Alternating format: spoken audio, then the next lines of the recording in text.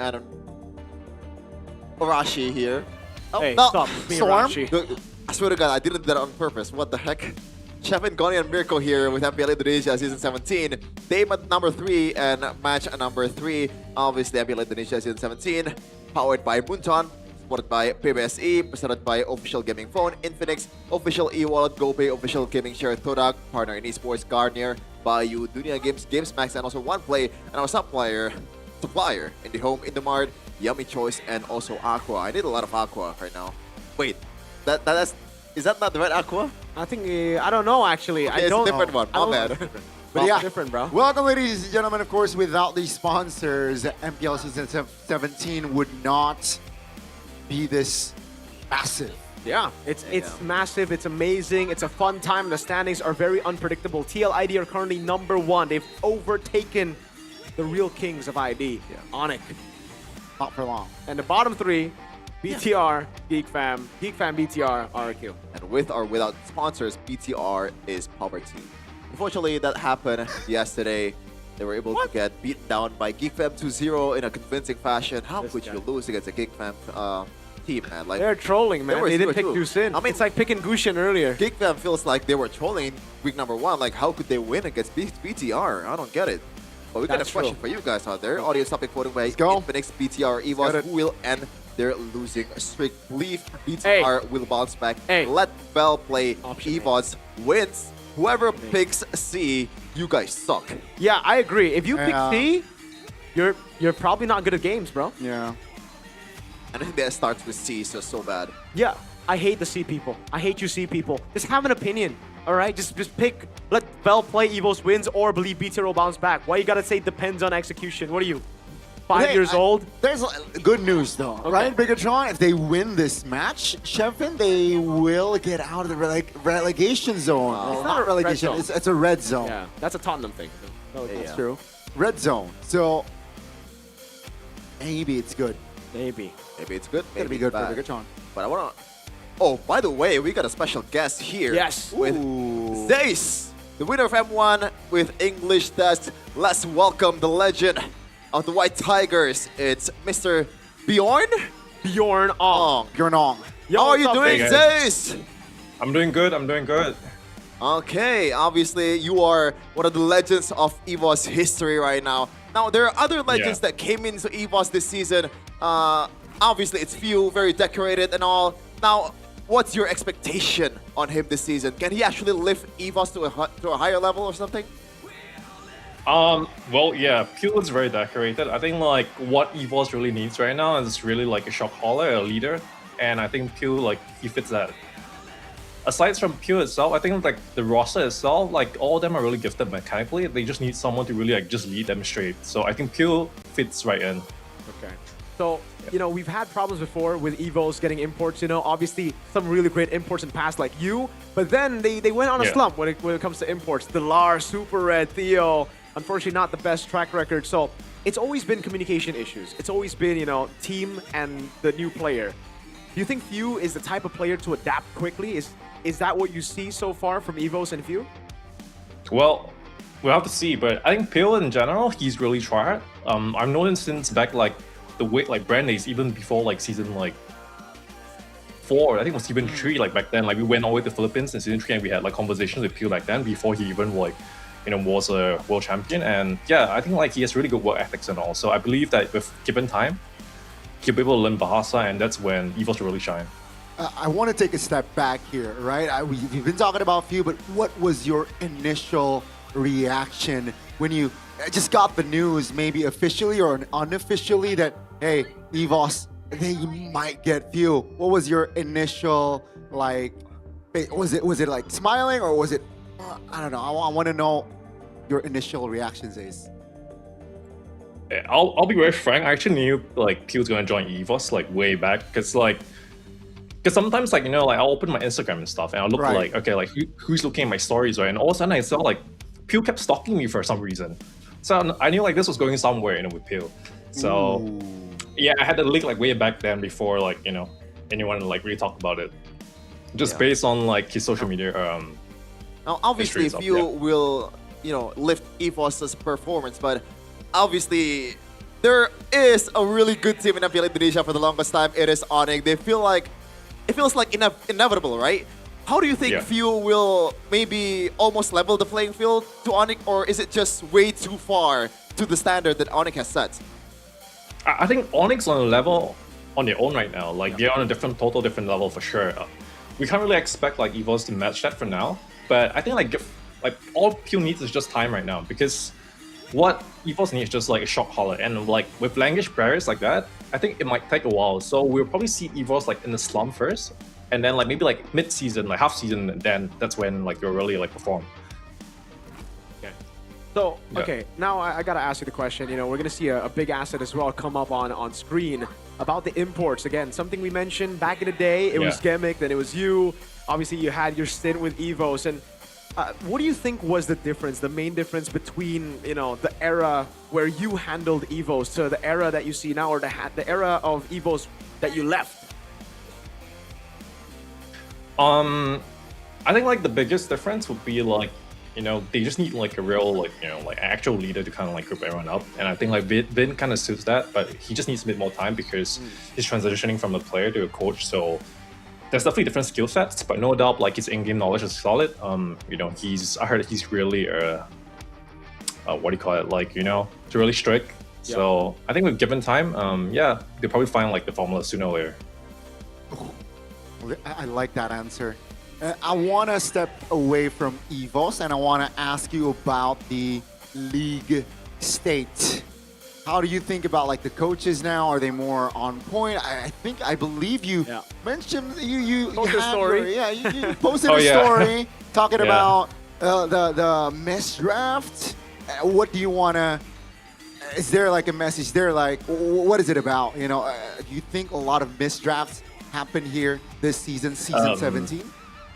Well, I mean, it has been happening like, you know, like throughout like all seasons, like, you know, like even like season 16, 15, but you know, like you kind of expect it to like for the league standard to improve now, but it's still kind of the same in my opinion. So that's a bit disappointing coming from a like, you know, real professionals who has been doing this like day in, day out. So I like to see like better games, you know, like as a spectator myself, I want to see like where draft, like, you know, it's like kind of like, yeah, like actually like, you know, like 50-50 draft, like, you know, like you kind of know like from the draft itself, you can't predict like who's gonna win, but you know, like lately, like the draft, like just from the draft alone, like you don't really have to watch the match, you know.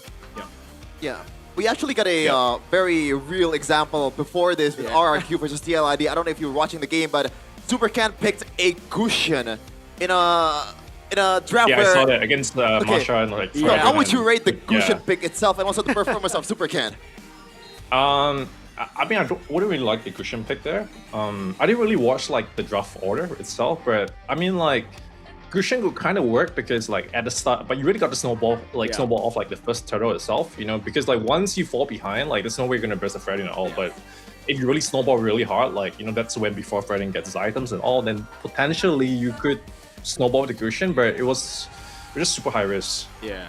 So, okay, I need to ask you this. We're going to see two XP laners, top level as well. Rookie of the season last season versus Luke, who's coming back, but has already shown that, again, mechanically, he's amazing. So, who do you think has, you know, the upper edge here in this matchup, Luke or Shogun?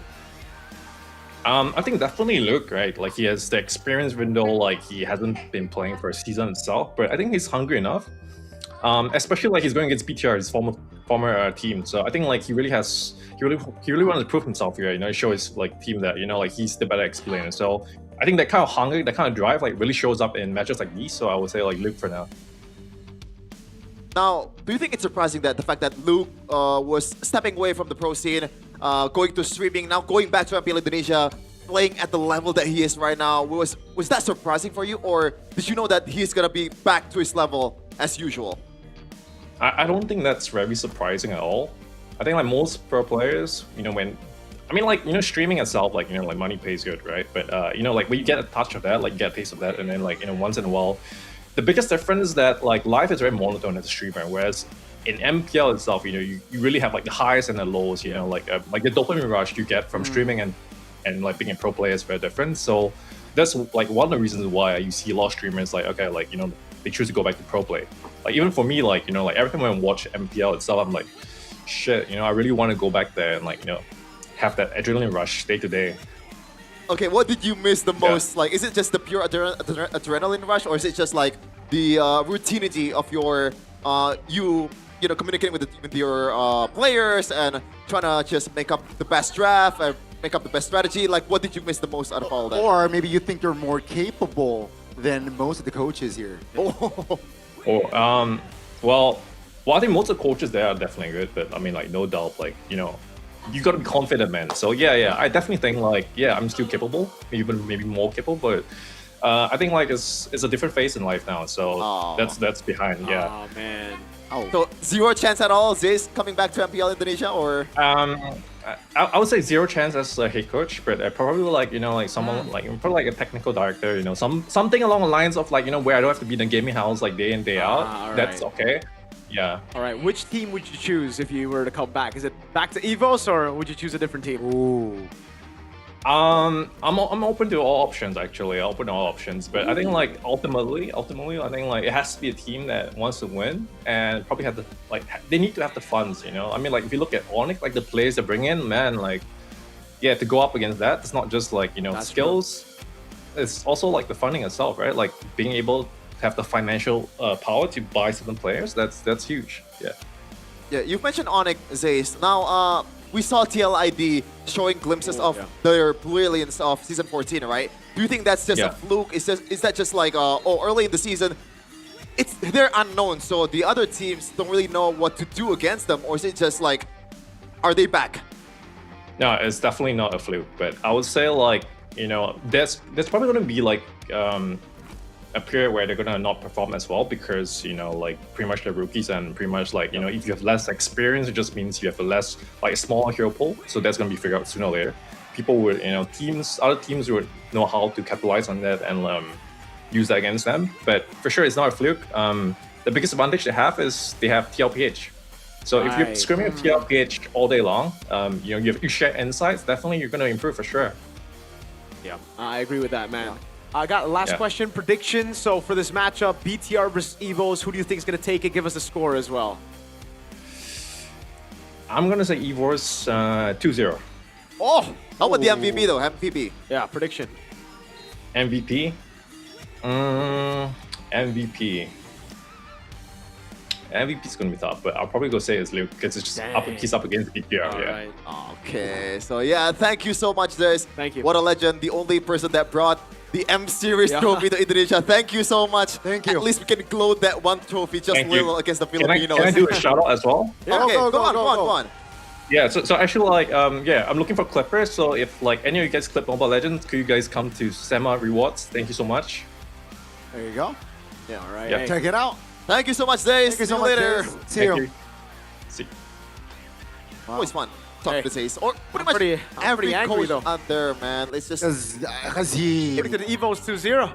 Not only it brings us different perspective, it's also he's a legend. Yeah, he is a legend though. He is literally. Season 7 champ as well, beating BTR. Now, can they recreate the legend though with EVOS in Season 17? They are bringing in an actual legend in view. Not the greatest debut, but now fell on the XP lane. Albert, Key, and Erlan for the White Tigers. It is so unfortunate what happened yesterday on his debut, but they can definitely bounce back from it. Will we see it in this match? Still with Few and them. This is EVOS. That's shocking.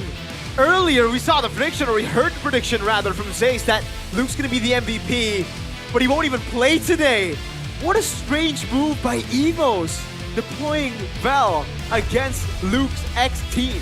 I'm not sure, man. It worked already. Luke was the perfect EXP laner to go up against this guy. Shogun, one of the rising star in Season 16, with Nael, Moreno in the middle, Finn, and also the legendary Eman.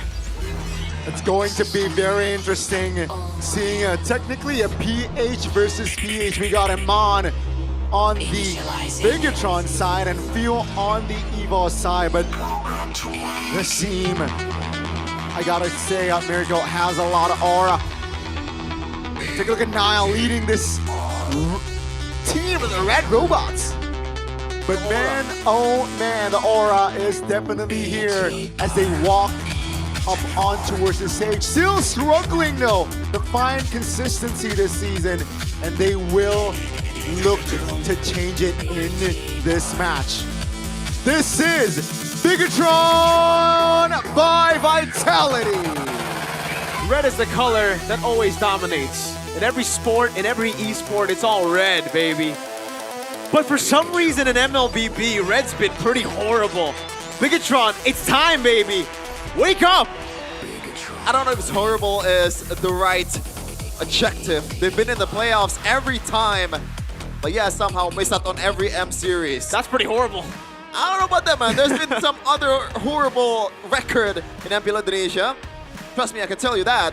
But in the helm right now is Vin and also Bravo against Theo Nile and also Airpang, which has been getting a bit of a lot of criticism, especially from some of his fans in the desk, specifically about certain heroes that they are shying away from. Yeah, I don't know if it is actually just saving Strap, but what are we saving for? You know, playoffs is still a long way, and looking at how competitive it's been in MPL ID Season 17, I don't know if you're willing to do that more often, you know, against teams who, again, got legends in, teams who are also desperately fighting for that position in the playoffs. You've made it to the playoffs every single season. Props to you, Bigatron.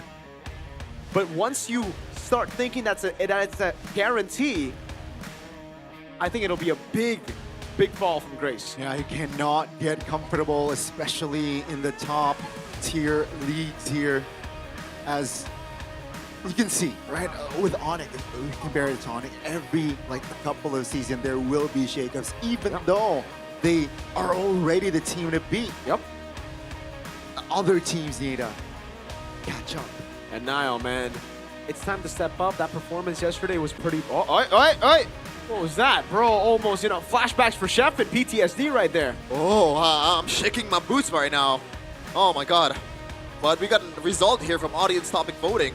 BTR or EVOS, and they're losing. The C. Trolling me. Look at the C. Chat's trolling me. No way. Look at the C. What? You see people. You see people. 22%, really? Are they time travelers?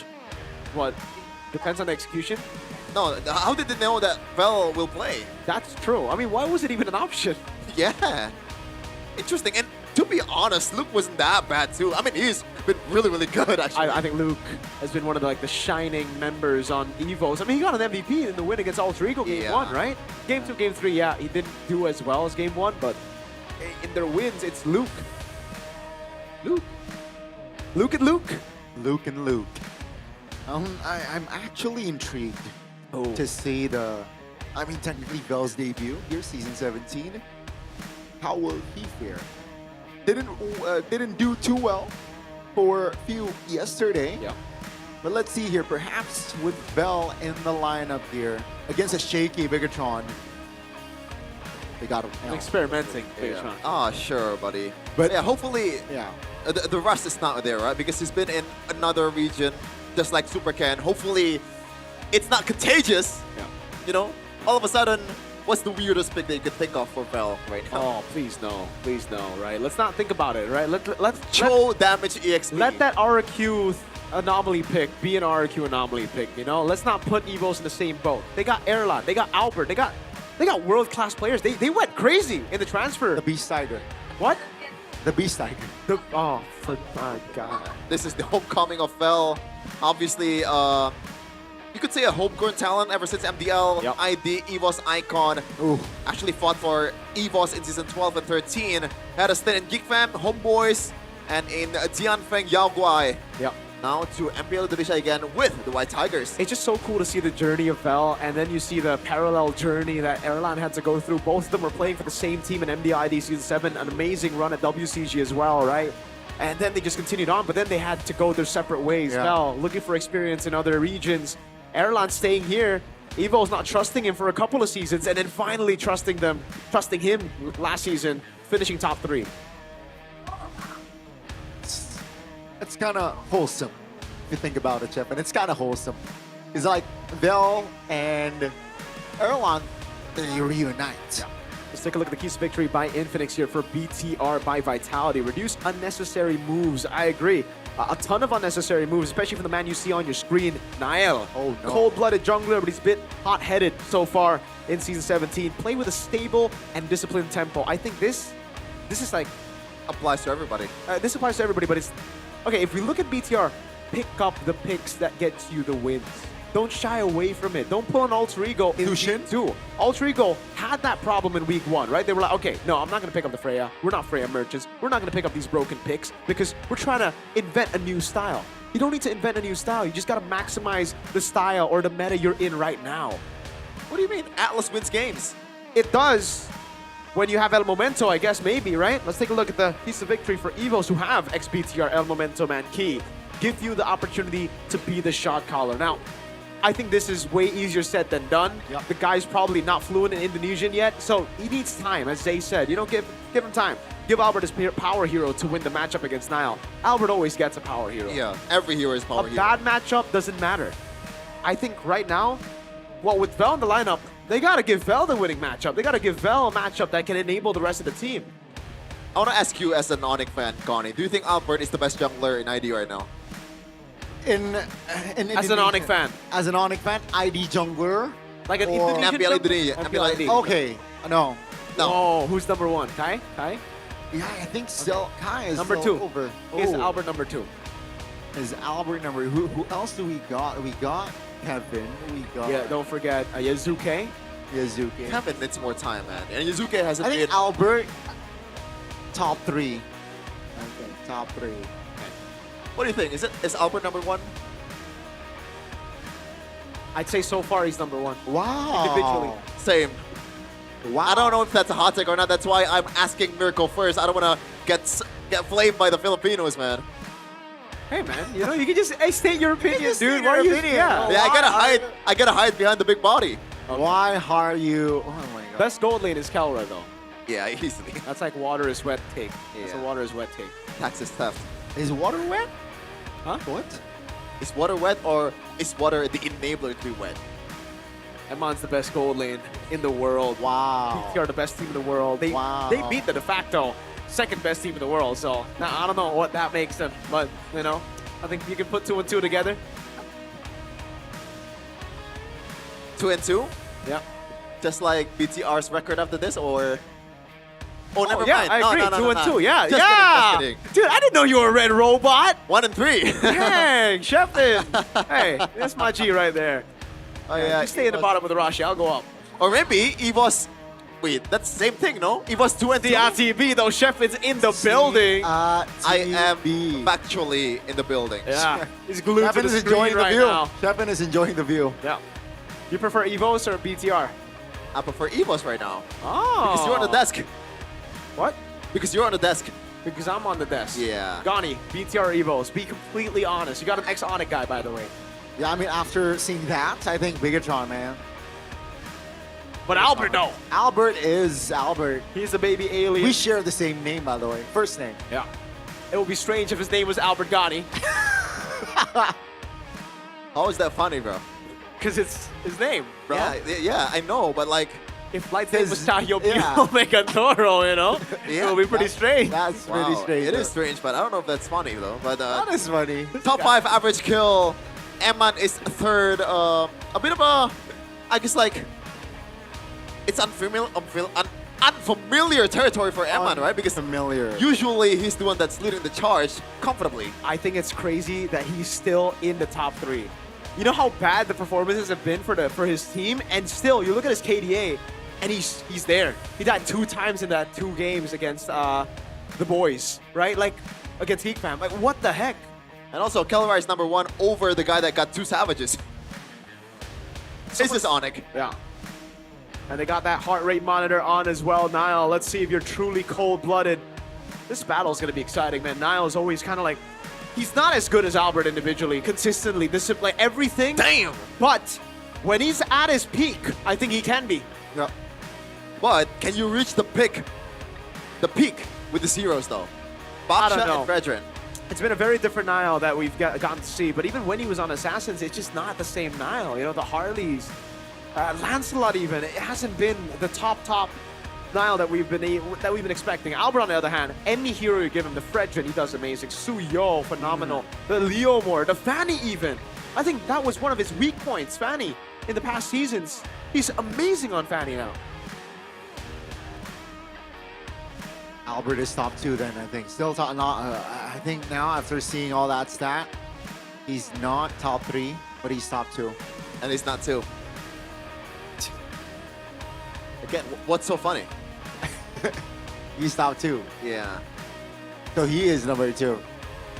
I think, for me. If you're a top 10, then you can be number 1, no? Yeah, technically, yes. Technically. You could also be number 10, though. That's Yeah. the thing. If you want to make a statement, it has to be he's number 1, not top 2 or top 3. Okay, so That's he's a safe second. take. Oh, top he's 10 is second. like the Arashi way, you know? Yeah, it's a C. It's the C answer. So he's second, in my opinion. So, are you more of an EVOS or a BTR? I gotta see the VAR again. Gotta see the VAR. Well, even if EVOS win today, I won't be sad because they got Airline, they got Key, they got Vin, Bravo, all ex-BTRs, man. Luke! You don't look like Airline anymore, man.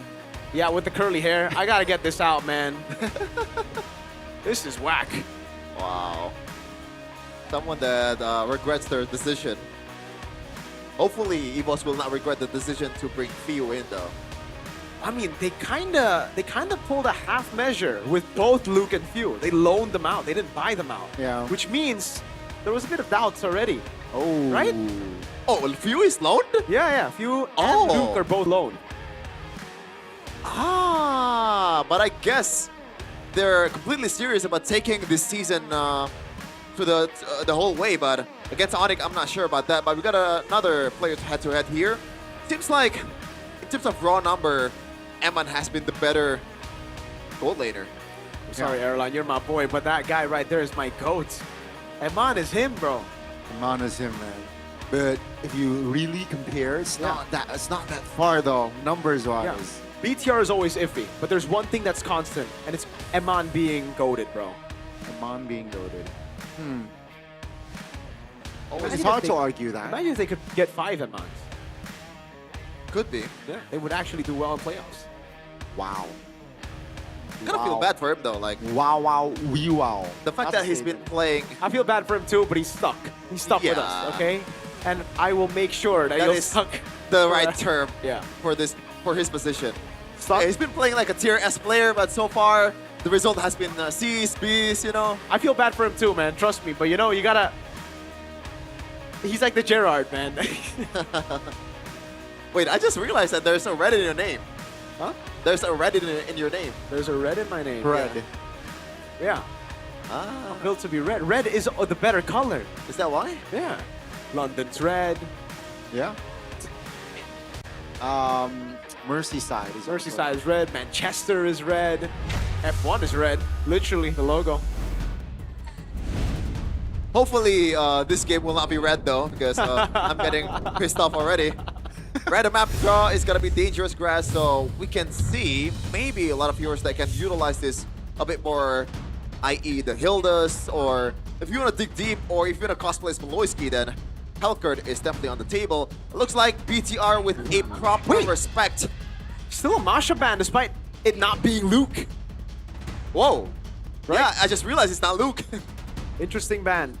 But they banned out the Sora too, so is this a... Oh, the glue, okay. You know what, BTR have already improved from yesterday. I gotta give them a thumbs up for that. Yeah, the question is, if the Jushin is left alone, is he gonna be picked? That's the million-dollar question. If it's another Yi Sun Shin first pick, yo, we're gonna have some beef. You're gonna have to analyze, bro. Sure. BTR, this shouldn't really be a tough thing to... This shouldn't be a tough decision. Honestly, it really shouldn't. They're It should just taking be a the juice in. while. They're taking a while. They're thinking about it. They're thinking about it. What else is on the table? Oh, Freya. Okay, okay, you know what? I'll be okay with the Freya pick. Not that bad, and you can kind of still flex it if Shogun actually can play it. Okay, hey, either way, I'm happy. A sigh of relief from the Bigatron man. Now for EVOS, do they want to save the Eve on the Red 3, or they just pick it here? I think they pick up the Freya first, though. That's for sure. I don't know what will accompany the Freya, whether it's Eve, or a Leomord pickup as well could be solid. As again, Suyo on the BTR side is going to be a big problem anyways, because Evos will have a Eve. Now they get to decide, red 3. If BTR go for the Leomord, Evos just answer with the Suyo, and vice versa. What's been the automatic, answer for Freya so far? And M7 it was Esmeralda, but yeah, it was Esmeralda. I think in this season it's been for TLID it's been carry. But obviously you're not really playing on your own. You gotta concede the laning phase just a bit. Let's see, BTR. What do they go for? Do they pick up a jungler for Nile, set him up for success, or do they switch things up? A Claude as well. It's great against the Eve, not too good against the Freya. But it is a great pick for Eman. Usually it will be the Leomord and the Khalid. The trio mid locked in. They really want that pressure down. Evos, do they go for the Suyo? Very standard for BTR. I kind of like it. Yeah, I like it. The win rate so far from Khalid is only 14%. That is abysmal, Gani. That is not looking good for this hero, but if you really think about the concept that Khalid pick, it's just rotations, right? And as well as early pressure. So I guess Bigatron, they're trying to synergize that with the Zushin and the Leomord. And let's see, Evos, what will their response be? Right? You wanna go Hilda? Never mind. Oh, their response is to fight fire with fire, baby. Interesting. I mean, BTR definitely gonna ban out the Suyo and the Fredrin next, right? The Guinevere is still something that Evos can pick up. What else is an answer here with the chip? Harley for Evos is usually with the chip though? No. Yeah, I guess it still could work, no? I think it could, but it's just not optimal, Yeah, but it's just like the fact that usually the Jushin, the Leomord, the immediate answer is always a Harley, and it can get away from the Khalid quite well. This should be the Fredrin Suyo ban though. That I think I'll stick to. Claude ban comes through as expected though. I was expecting that pick for Eman.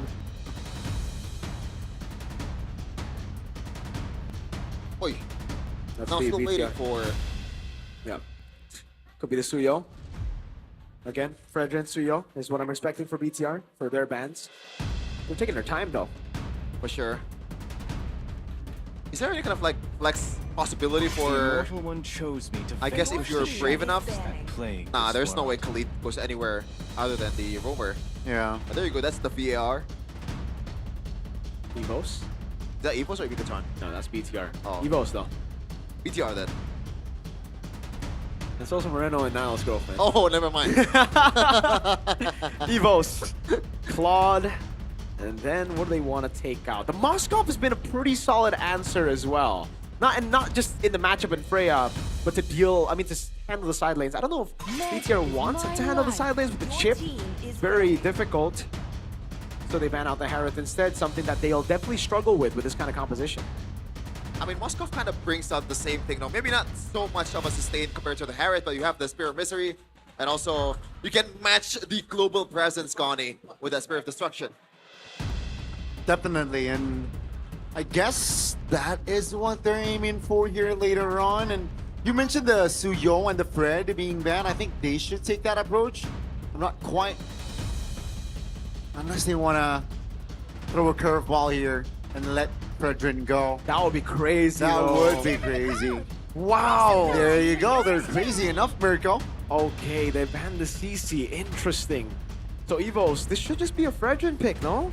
What else would they go for if it's not a Fred Guinevere? Okay, that is also a pretty good answer. Ooh. They can let the Fredrin be last pick, or... Yeah, they can pick up but then it really depends on what this Freya, where the Freya is going. We've seen XP Freyas before with Vengeance for Nino, for TL as well, Aran. So for Evos, it could still be a flex if they want to utilize it. It really depends on, again, how they want to utilize this Freya. Will be Yisun Shin. Wow. So it's a flex everywhere. Now even could be the jungle, right? They could be a double fighter setup for Evos, and it makes sense with the chip. What's the answer though here? There's not much option here aside from the Moskov at the gold lane. But for the EXP, do you think something like a Terizla works? I think it does. For Shogun? I think it does, but the thing is, like, the Freya can just walk out of it, right? I think you need a bit more consistent damage in the XP. Oh, Phoveus is open. Yes. I'm thinking more Phoveus. I'm even thinking Arlet over the Terizla. I'm liking the Phobius more. Phobius, but I gotta talk about the Yisun-Shin pick. Yeah, it's Yisun-Shin pick Whoa. is, I don't know, it's kind of iffy, but the Irithel. Wow. That's new, and the Alice in XP for Shogun. I mean, it was one of his signature heroes in Season 16, And so... it's pretty good against the chip, right? Just stand there, pop in the ult. Now, about the Irithel though, I guess it's mostly just because of the safety? Is that what they want? They just want to kite with the Jushin as well. So it's a recreation on what Dewa United tried to do against TLID. The answer is that enough? What was the last pick? Lapu Lapu, right? Yeah. Even the brand ambassador for EVOS is XBTR, by the way. Oh, really? Are they acquisition or are they...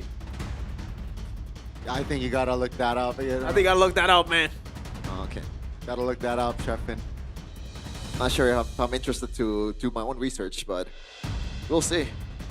The research from the statistics though, oh my god. It seems like so far the stat or the AI has been very black and white. Nothing that seems to be close in all the games that we casted. And it's been pretty accurate. Very accurate. And from the things that we see, BTR might have this one in the bag. But it remains to be seen because we're gonna see how they will duke it out in the Land of Dawn with BTR versus EVOS. Ladies and gentlemen, let's welcome you to the Land of Dawn for our opening game for our last match of Week 2. It's Bigatron taking on EVOS.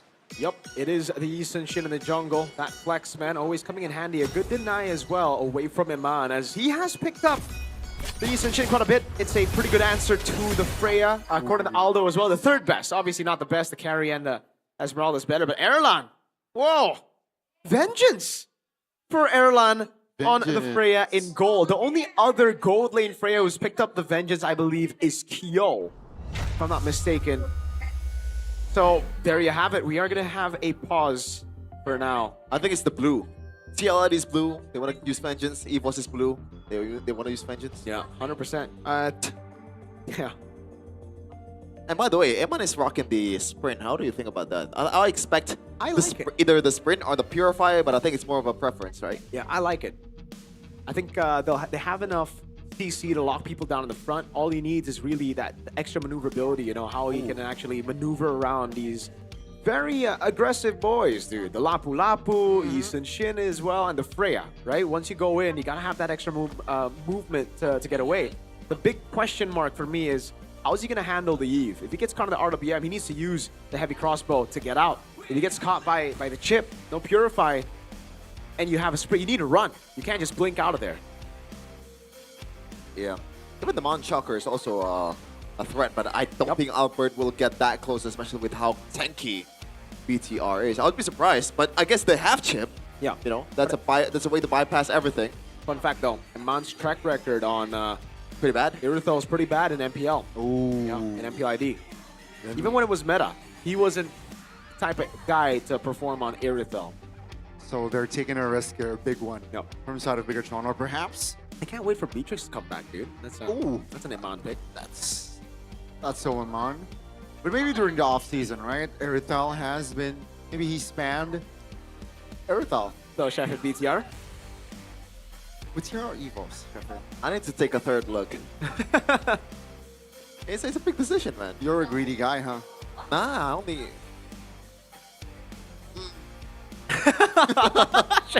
No, it was... The hum is like...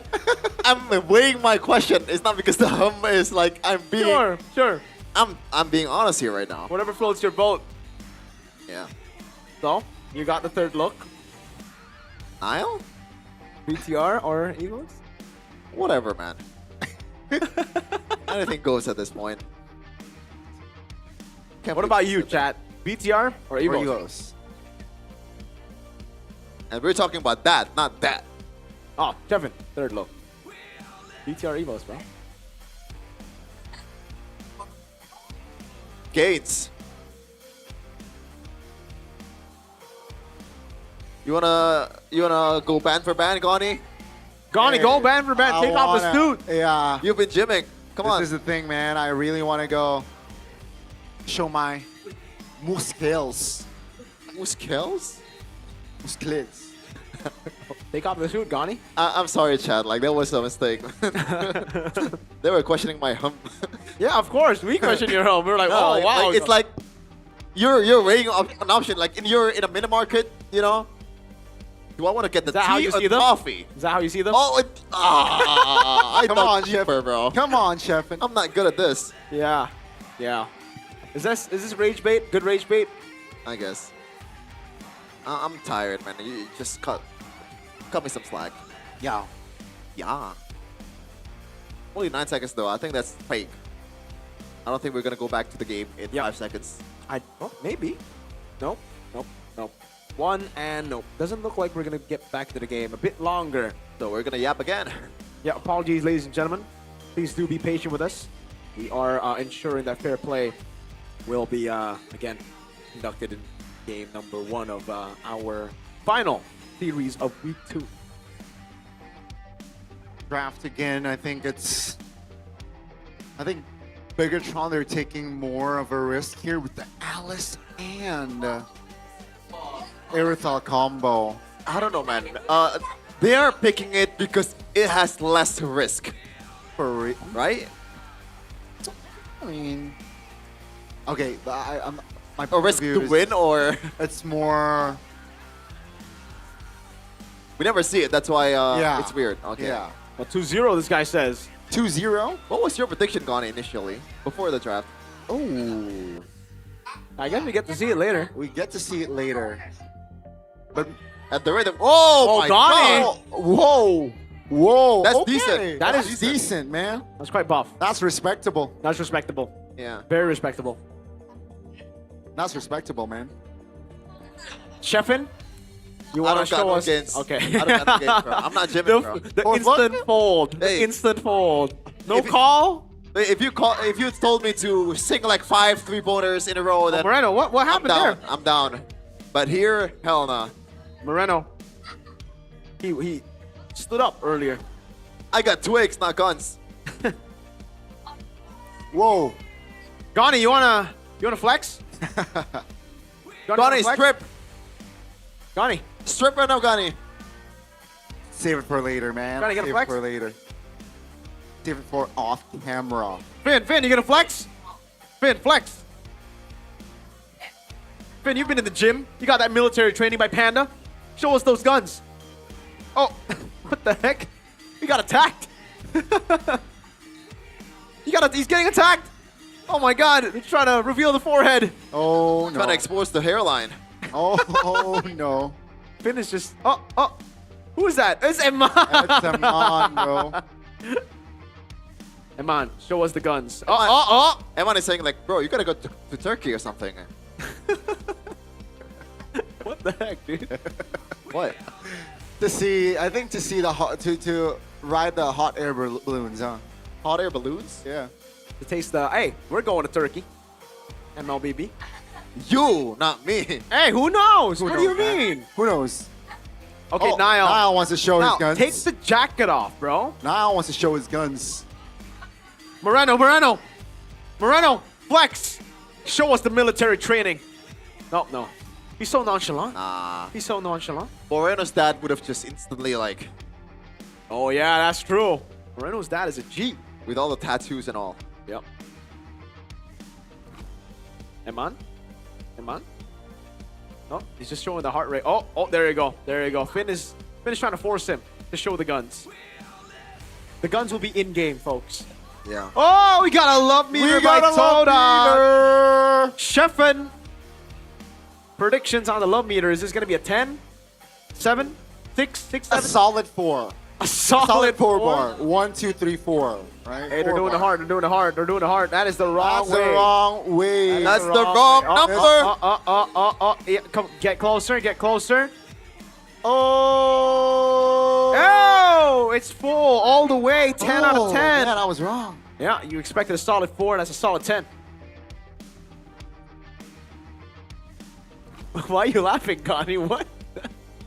Okay, I'm not laughing though. Gani is easy to please. That's pretty funny. Okay, Chefin. You got jokes when you're tired, man. You got jokes. Okay.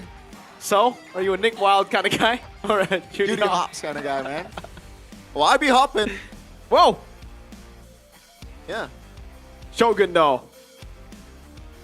Why are they also? Oh, there you go. Okay. Bro, that doesn't count. You're wearing a jacket, fam. Everyone can look big with a jacket on. Whoa. Oh, Niall, there you go. Ah. Man, I wish sometimes I wish we had Flap Teasy, you know? Ah. I really wanna. We got three. I wish we had King Kong, you know? We got Okay, yeah. Flap, King We got Kong. Kalra. Okay, yeah. showed we his do. guns. Exactly. Yeah. Oh, we're back. We're back. Donnie, show him the guns. Show him why you keep on posting those gym stories. Oh yeah. Apparently, we Never have trouble in the comms. Yeah. With the players. So 5-minute break, I think. It's 5, yo. Yeah. Please be patient with us, folks. We're gonna head on to a 5-minute break where we're gonna pump our muscles. Yes, and sir. We'll come back and we can show the guns. And by the way, if you have any question, like just throw it out there. Maybe it will be a Q&A session later. Why do you sound so dead, dude? I am tired, dude. No, because Chef in here is a Geek Fam fan. Ah. I feel pretty good as a Geek Fan fan. Doesn't really show it, man. Yeah. So I'm an Onyx fan. Oh, he's a Chelsea fan. For the reason. What a Chelsea. This is what you've done to your fans. Rosenior. Yeah. We'll see you later. Bye-bye. 5 minutes. Come back later for more games of eVoice vs BTR.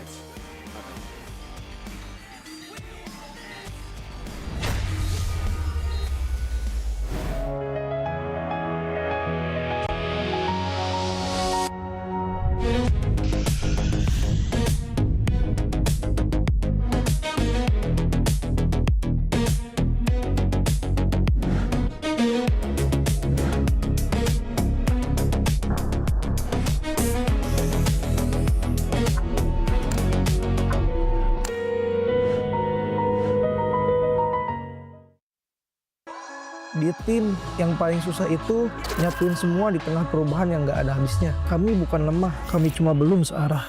Menang atau kalah itu biasa, tapi ingat satu hal, kita itu keluarga. Waktunya konsisten saling percaya. Sejak kapan Navari jadi CEO? Hah? Lalu dia Ming. Mending lihat ini. Yang ini murahnya beneran. Bantu kita naik level barengan.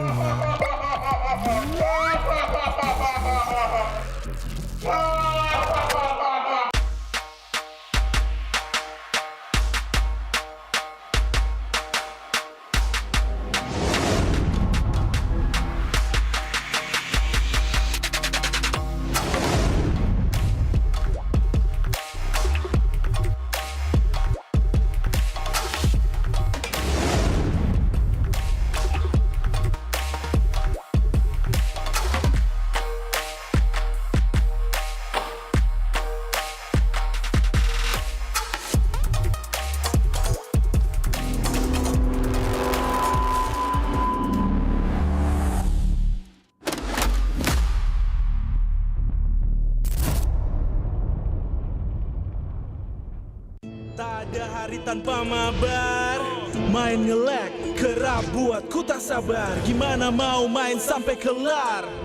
Ini waktunya ku bersinar. Okay, let's do it. Game smash andalanku bikin mainku semakin hebat. Pin stabil main makin mulus, rank ku fix naik terus. Tukar DG rings, diamond dan voucher game kau dapat.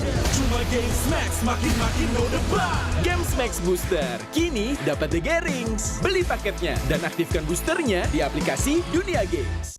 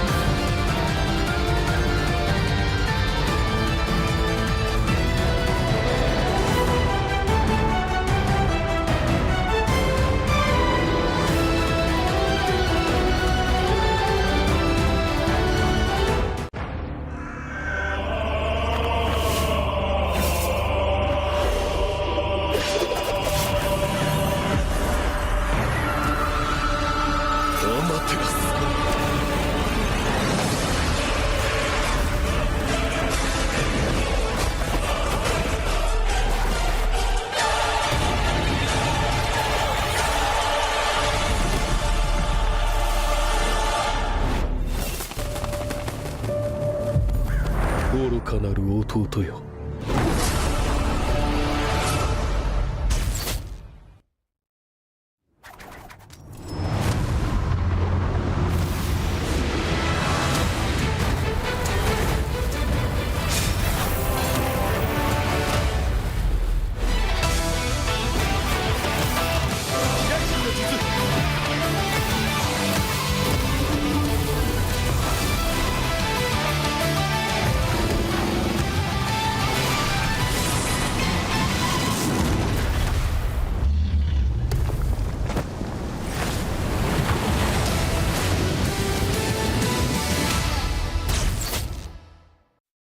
みんな渦巻きナルトが帰ってきたぞ。飛来神の術。俺ってば父ちゃんを越す火影になる。愚かなる弟。子供騙しか。お待てろ。行くぜ。これが俺たちの力だってばよ。Pemain kunci dari region Filipina siap untuk membawakan permainan Philippines untuk mengguncang meta. Ancaman buat season ini ya sesuai dengan tracknya juga, sama ada tambahan player baru yang berkualitas. We're back and hopefully we're ready to start. Surprise! There was a minute left to the countdown, but we're surprise. We're quick with it. We surprise you. We're so quick we haven't started. We gotta be a party pooper, man. Huh? Gotta be a party pooper. Stefan, I know Geek Fam and Chelsea. They're doing like. Whoa! Right now. That's you. Earlier. Hey. Yep. Second again. First place. No, I was talking about the.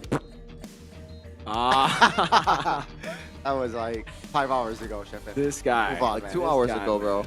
bro. He put Chefin through hell. Can I just mention here right away that what got And well deserved as well. What do you mean well deserved? Well deserved. That's uncalled for, man. Even some TLRD fans are. Even Storm wouldn't, he doesn't deserve that. I would imagine, man. I would. Storm, Realize, Eterna, they don't deserve that. Kevin, they don't deserve that. No one deserves that. You yourself deserve that. Yeah, actually, you know what? Yes, I agree. You deserve it. You deserve it, Gani. I can't not. I can't think. You gotta stop with the in-jokes. It's killing stream morale. Stream hey, morale. but hey. Yeah, they love it. They love it. You guys love it, right? Type 1 if you love it. Type 1. Yeah. Type 2 if you, Type if 2 you if don't you understand what's going on. Type 2 if you think the caster should just start the game and shut up. Yeah. Yeah. We can shut up if you want to. Like I'm not. We're completely obliging with that. Yeah. Type both if you think. Yeah, if you keep on saying casters to keep on yapping, we'll oblige. Because it's somehow our fault. Let me check the comments real quick. Maybe we Jump in, you gotta press the button so we can start the match. All that for 10-minute match, 2-hour break, 1-hour chat. Man, oh man. Megatron and Evos. All right, see? We got ones. Crazy. We got ones in the chat. We also got a 2 and a 3. Oh, what's the 3? Why Chef not feeling it? I'm feeling it, bro. Let's go. Let's go. Apparently, we are already about to go to the in-game. Let's go! Thank you, Marshall. Thank you for all the officials out there. We are finally back to the game. How many kills we got? 0. Oh, what the heck? We're already 1 minute in. Okay, no first blood just yet. Interesting. Okay. That's good. I was about to say that few, I think, who was getting poked earlier in the match? Or is it just a pure rematch right now? I don't think so, no? No, it was... I think it's just a pausing game, yeah.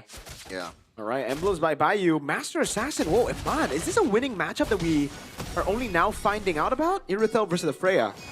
That might be the case. If you are good enough to kite, then why not? Yep.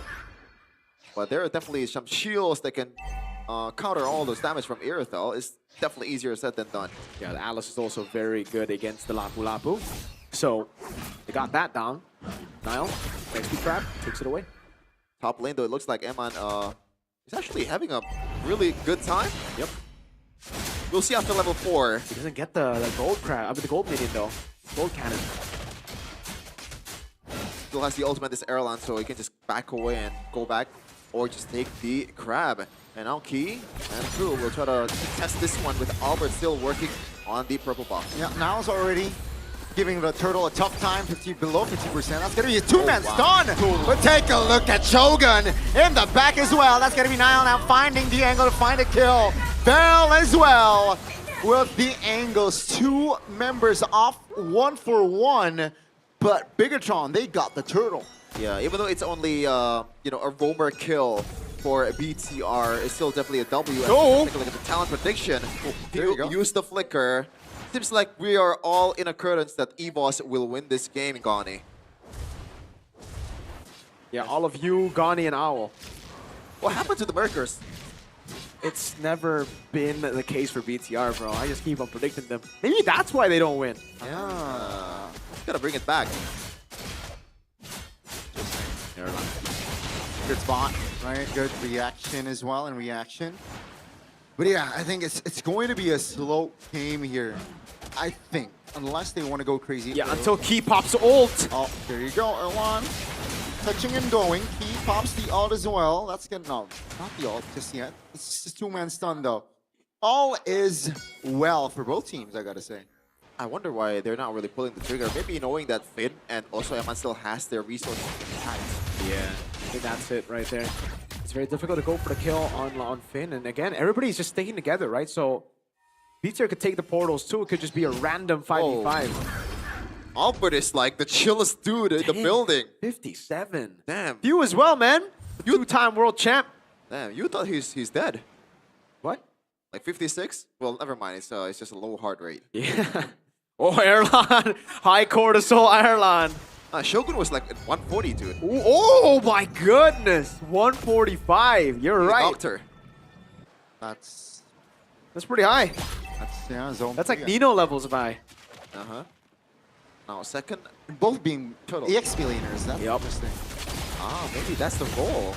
I mean, Cram is also super high in MPL. That's true. That's true. He's an EXP laner. Hold on now. He wants to jump, gives the shortcut. Niall finds the turtle still. Okay. That's gonna be Key very low, and Mon finds the kill. That's gonna be Val. Repositioning. That's a stun, but no damage from the members of EVOS. It's gonna be a kill, surely, as Iman picks up an important double. That's gonna be Moreno immobilized, but he's able to get out. All in all, Bigatron won that fight. Yeah, it's not even close in a prolonged team fight, man. The Alice, the Moreno, they can just kite away and just deal damage at the same time as long as you won. And by the way, Eman, 2 kills early in this game. That's a W. Big fat W. That's a huge one. That's going to be Erwan looking for an attempt, looking to jump on towards it. Wow. Eman there, Erwan still able to dash as well. Eman, and no compensation for EVOS. Did you notice, Mirko? Eman changed the targeting to Key to evade the vengeance. Yeah. That was really good by Eman, but also, I really expected the damage from Erlan to come through a bit more. I also expected, okay, maybe it was Eman with the Hot's Claws, maybe he just got a little bit more lifesteal, but he doesn't even have it yet. It was a Windtalker fell. Whoa, staying up top, this isn't... Oh, wow! Eman knows! Oh, he always knows. Very aware. Yeah. Interesting. So this is like the old maneuver where the jungles are the one that's soloing a lane, right? So Albert will have all the free reign in the bottom lane. Meanwhile, they're gonna just try to bully the top lane with Eman in it. Yeah, Shogun. Definitely, I don't think he's gonna jump on him. I don't know about this new play though. I think I would much rather have my XP lane still grab the lane, right? Yeah. Not sure. Maybe unless you're just completely conceding on the turtle, which I don't think it's gonna be the case here. Vel is gonna be rotating on top. And both the XP laner will be up and ready for the next objective fight. They're doing such a good job controlling the pressure. Moreno. Now, getting jumped on here in the mid lane.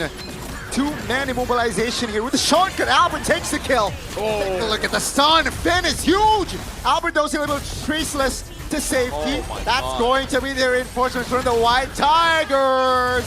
Bigatron, they look good for a hot minute, but it seems like Erlan will pick up the double. Looks for the triple under the turret. As Shogun is able to escape, 4 members of Bigatron are down and out. Albert just kept on getting away with heist. Like every time he does this, man, somehow in some way, he survived. That was so beautiful by Albert, man. Just gets away, but also for BTR, it's again them going in, but not having the instant follower, and Nile can't jump the way Shogun and Finn can. Oh, hold on. Oh no, Finn is unaware of the pinch maneuver from Evos. He will be punished yet again. Yeah, and it really doesn't help that Eman is not online just yet compared to Erlan. You know, even though Eman secured 2 kills earlier, finally he gets the Husk Claws. Maybe he has to wait for the Berserker's Fury until he is fully active. And this is a big problem, dude, because Key, now with the shortcut, he can really take control. It was already pretty good for BTR, you know, getting the first 2 turtles. It was almost like a snowball build-up to really deny this group-up brawl style of gameplay from Evos, but now the game's wide open. Yeah, they're doing it with a bit of a throwback strategy too, right? I can't believe I said throwback because it's Yisun Shin, but it's Yisun Shin of the jungle. We haven't seen that much in a while. Yep. In MPL Season 17. Have we actually seen that at all? No. I don't think so. You're Yisun Shin jungle? I don't think we've seen a single Yisun Shin jungle this season, no. And I honestly, I was not convinced with the Yisun Shin jungle pickup. But seems like so far, so good for Evos. I think the question will be the prolonged team fight by BTR, right? And they have some kind of like fighting chance if Key does not have that solid crash course plus what's the ult called? The TP? Shortcut. Shortcut? Yeah. I think right now all comes down to Eman and Moreno. Moreno got caught so early in that fight, didn't have the flicker as well, so he just Crimson Beacon, but the shortcut was still right on him. Evos could just follow it up and push him through. Again, if BTR want to play that game, that sustained game, the long team fights, you need Moreno and Eman to stay safe in the back, right? Sure, you have that Crimson Beacon, but you can't be too aggressive. This is something that we've seen a lot from the Jusin players nowadays. When they get ahead, they just walk up. Yesterday was Hijume, if you guys remember, just walking into a bush. Yeah. By the way, folks, you know, we've mentioned about Albert being the best jungler in the league currently. Mirko and I were in agreement. Right now, Albert is 2k gold lead up against his counterpart, Nile. Kind of makes sense though, he's the farming jungler here in Yisun Shin. Nile is more of a team fighting kind of jungler, but right now Evos is trying to bite towards the Lord Shogun. Trying to get that position. Yeah. Albert level 14. Is this not a free Lord? No, they reset it. Eman's in the mid lane still. They're taking it slow here. I think he wants to fight. Let's see, Kate with the initiation. Shogun now immobilized. Oh, no. Take a look at the Lord's HP as well. Key deleted. Shogun finds an immobilization. Take a look at the back. Hold on. Doing God's work, but he will fall. That's going to be the Lord taken by Albert. Still, the flicker from Bell to safety. Albert finds the angle to take Nile down. I'm telling you, man. We know it. That's beautiful. Again, Albert, man. It really is, you know, at this point, he played the Fredgen in the early games. He played the utility junglers. Now he's like, guys, just play for me, man. Let me be the carry. Can never go wrong. In the last playoffs, I think that was like the go-to. Really, yeah. Yeah. The Lancelot That's the picked up. strategy. It didn't really work until the end, but he was there doing his best. His team gotta let him down. This guy's so ridiculous. Albert! That's shortcut popped. Oh, that's the Lord again. Evos, 2-man stun. And so far, so good here. Great defense from Bigatron.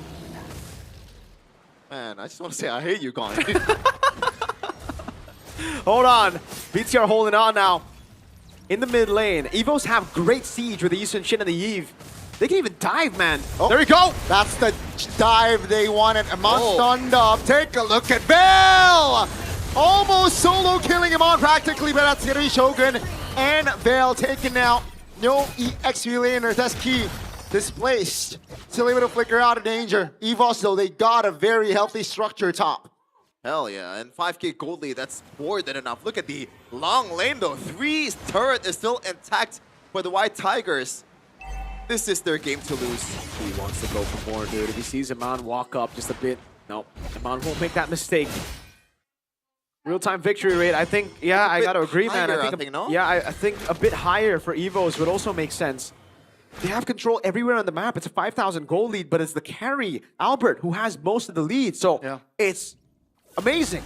Albert, at this point, is very hard to catch. Even when Shogun just jumps in with Finn, Nile, Moreno, and Eman, they gotta deal with the rest of the team, right? So Albert's just free to kite, free to trace this away, free to shoot out Mountain Shockers. and now he has a big bad bod. Yeah, it's not like Albert is playing it super safely either, right? He's playing super aggressive, and also this is a jungler Yi Sun Shin, so no flicker at all. He's been dropping bombs left and right like Gani. Yeah. Oh, Nile. Shogun. Who's gonna check this bush? He? I think they kind of know. Nile is No. telling their team. I think they pretend not to know. Yeah, they just don't. They don't want to just go in there because then they'll be 5. But he doesn't have the flicker. Okay. Even if he does he want to just jump on Nile? Because they're just gonna clump up into Shogun. Shogun's waiting in that bush. Take a look at the items here again. It's the BOD already built up. Now the endless battle. Nile's working on it. And a win of nature for Eman. But if you look at Erlan, man, that lead that he's gotten, it's only 300, but he's gotten those items. The big items that he needs to deal damage. I gotta say though, he has not moved for a good minute. Yeah, he's just in that bush, man. Commando. Like he's wearing camo. He's invisible. Yep. He's wearing the Rashi drip. Oh, Nile. Oh no, this is a mistake. That's a steed. Popped. Take a look at the key. Position. Hey, Shogun eluded there. Now with the forward V5, that's the real word manipulation pop. That's now finds the Lord. Their reinforcements actually Erlan looking to close that gap. Will they be able to do it? That's a knock-up. Vengeance popped. Bigatron. Wow, they got away with murder. What a heist, Nile. Oh no. All alone. Hot-headed. Questionable. Is this a bait? Wow, this is a bait. Key now out of position, and he will be taken out, but Val trying to hold on. Erlan, though, jumps back in as Eman is not in a prime position as he will fall. I can't believe I'm saying this, but is that Eman's mistake? I think so. He just walked up. I think he expected Evo to already use a lot of their resources. Wait, Moreno can just jump in. He has Crimson Beacon. The Lord, 25% HP, even below maybe. It will be a non-factor here in this push. But Evos, wow, what a recovery. Yeah, I think the initial mistake was definitely just not fully letting go of the aggro and resetting it. Albert was trying to play the Lord dance, he was trying to reset it and also play the long lane, but unfortunately BTR, they spot that minuscule opportunity and just pounce on it. Yeah, that's the composition though, right? Once they see the play, they gotta pull the trigger. Because it's initially just that ult from Alice, that ult from the Leomord as well, Nile and Shogun, they gotta work together. If the Throne of Ruin or even the Phantom Steed is late, you see how it can be very troublesome for them. Technically, even in that position, I think Eman got baited by Nile in the mid lane there. Bit of a mistake as well from Eman to walk up. Now he's building towards the Melted Gun. Now certainly be very helpful against this dive comp of Evos. And Evo's gotta realize that Albert is already capped right now. The gold lead is only excess gold lead. It doesn't really matter. It only works for the item swaps. So BTR too all in this game, no? I guess. Their comp? Yeah, they gotta play it way more like discipline, go back and forth. This is the composition. They gotta try to kite away. They already have great utility with Moreno, great re-engage potential with Finn or Shogun, but it's just like they just want to go in instead of going back and forth every time. I think in that exchange earlier where they drive by highs the Lord, that was a glimpse of the composition's potential, right? Yeah. Everyone is just backing away. Eman bought the Wind of Nature. Moreno, especially if he builds that Ice Queen's one, which he actually didn't build, which is surprising, no? Wouldn't that be the perfect item if you want to kite? Yeah. Instead he goes for the Glowing Wand, Sky Piercer, Blood Wings. Now he's building up to... I think it's COD. Yeah. And what is the other one? Is it Wishing Lantern? Could be, that's why, right? Like the Elegant Gem is for sure for the COD. Destiny. But then he's, I mean, in exchange, he's tanky then, right? Yeah. It's not going to be easily to burst. That's the Melfic gun though for Eman, and this is really good for Evos. They got the far lane control as well. BTR can't react. Yeah, Rhea is still top though. That's going to be the shortcut. Oh no. Mobilized. Albert taking the Lord. No contest whatsoever. Bigatron will concede it, and they will choose to defend. Yeah, it is a Wishing Lantern for Moreno. And man, now it's up to them to defend a Lord. It's not the Evolved Lord just yet, so it's not the biggest issue, but it is still an issue. They don't really have good wave clear with this composition. Yeah. At least Shogun can take a lot of beating, man. Yeah. We've seen a lot of times, even though you can see the gate is 0-4-3, but a lot of resources are needed to be able to burst down this Alice. BT are for sure going to lose out on that base turret, man. I think the 2 base turrets are gone. Evo's got good siege. They can utilize the RWM to zone as well. They still have a Yusun Shin to go. Finn's looking for a flank here. Not too sure if that's really going to give them anything. And good wave management here from EVOS. Yep. 3 waves coming at him. Oh my lord! Take a look at that Never damage, mind. baby. Albert finds the godlike. Now the structure in the bottom side is looking weak, but the mid lane is going to be the priority. Now with the Lord at 50% HP plus, that's going to be the more than enough damage to take the formation of Bigatron down. Take a look at Erlan. Focus on the base. Ladies and gentlemen, round 1 goes to the White Tigers. Bigatron cannot find a solution to win. Well, at least the early game, the very early game, BTR was able to take control, but the chip and also the brilliance, the level that Albert is maintaining in the Season 17 ever since the playoffs is ridiculous. And it's the classic Bigatron making unnecessary moves, right? They had the lead in the early game, they got the first 2 turtles, and then they decided to all-in Albert. Moreno decided to walk up and open up the bush, and they got punished back to back to back. Then a gold lead built up for Evos, then they took control, and then the layering of skills, man. That was phenomenal. Few started things off with the RWM, and then the instant skill 1 flicker with the Bravest Fighter from Vel to lock him on down. That's the risk you take when you go with the sprint and not a Purify, or not even a flicker, right? Once you get caught by the RWM, you're stuck there for a bit. We get to see it again here. That was beautiful by Few, man. Just pops it right on the edge. Here it is. Few finds the angle. Right on the edge, he pops it. Gets the immobilization instantly, and then it's Vel with the follow-up. It's literally in the edge of the box, Yeah, right? it was perfect In by the Few. corner. And I think the fact that Key flickers and misses kind of lulls Emma into sleep. Yeah. You know, it's kind of like a false sense of security. And then just fell, going in, boom! Bang! Bada bing! There you go. 3 bombs dropped by Gandhi today. Hey, I'm glad. I'm glad. Gandhi, you really gotta stop, man. This guy was tapping me. He was going, yo, you did it again. He's so... Come on, Chef. And sometimes you gotta Why? Why? For what reason? What do you gain from that? It's not even a rage bait. It's not even a cringe bait. Like It's a new type of bait, bro. No, it's not. I'll be inventing new type of baits. Day in and day out. No comment from me, man. No comment. I'm just happy I'm not there. Yeah, on point execution, Albert leads EVOS to win game number 1 over BTR. And For sure. As always, man. Oh god, is this like an Albert glazing section? At this point, it is. Dude, Albert was so good that game. Dude, 0 deaths. Okay, 1 death. 1 death, unfortunately. Where did he die? Not sure. Maybe at the end towards the end. Towards the end. I think, yeah, sure. Towards last the end. dive, Definitely. maybe. Well, it's pretty much technically a perfect game from Albert. Yep. He got the team fighting nailed down to the wire. Yep. The objective game is really good. Even when the objective was stolen, Gandhi, he was able to recover quite well. That's the thing, man. Albert's just popping off in this game, and a week in and a week out as well. It's just so consistent, this guy. So, you changed your mind yet? On Albert. Yeah? No? Is he number 1? Look at that! Look at that play, dude! That's good. He just schooled Nile. Great. That's great, man. Yeah, and I like the individual targeting from Albert. He's not just tapping basic attack. I mean, it's a given as a pro player, but sometimes you just marvel at how precise their execution is. Yeah. I think even Coach Wynot had to, mention Albert in the podcast I did with him, and he was like, yo, it's crazy. Like, this guy, he's a player that doesn't really fit in Indonesia, the way he plays. He's not a flashy type of player. He's so smart, he's so efficient.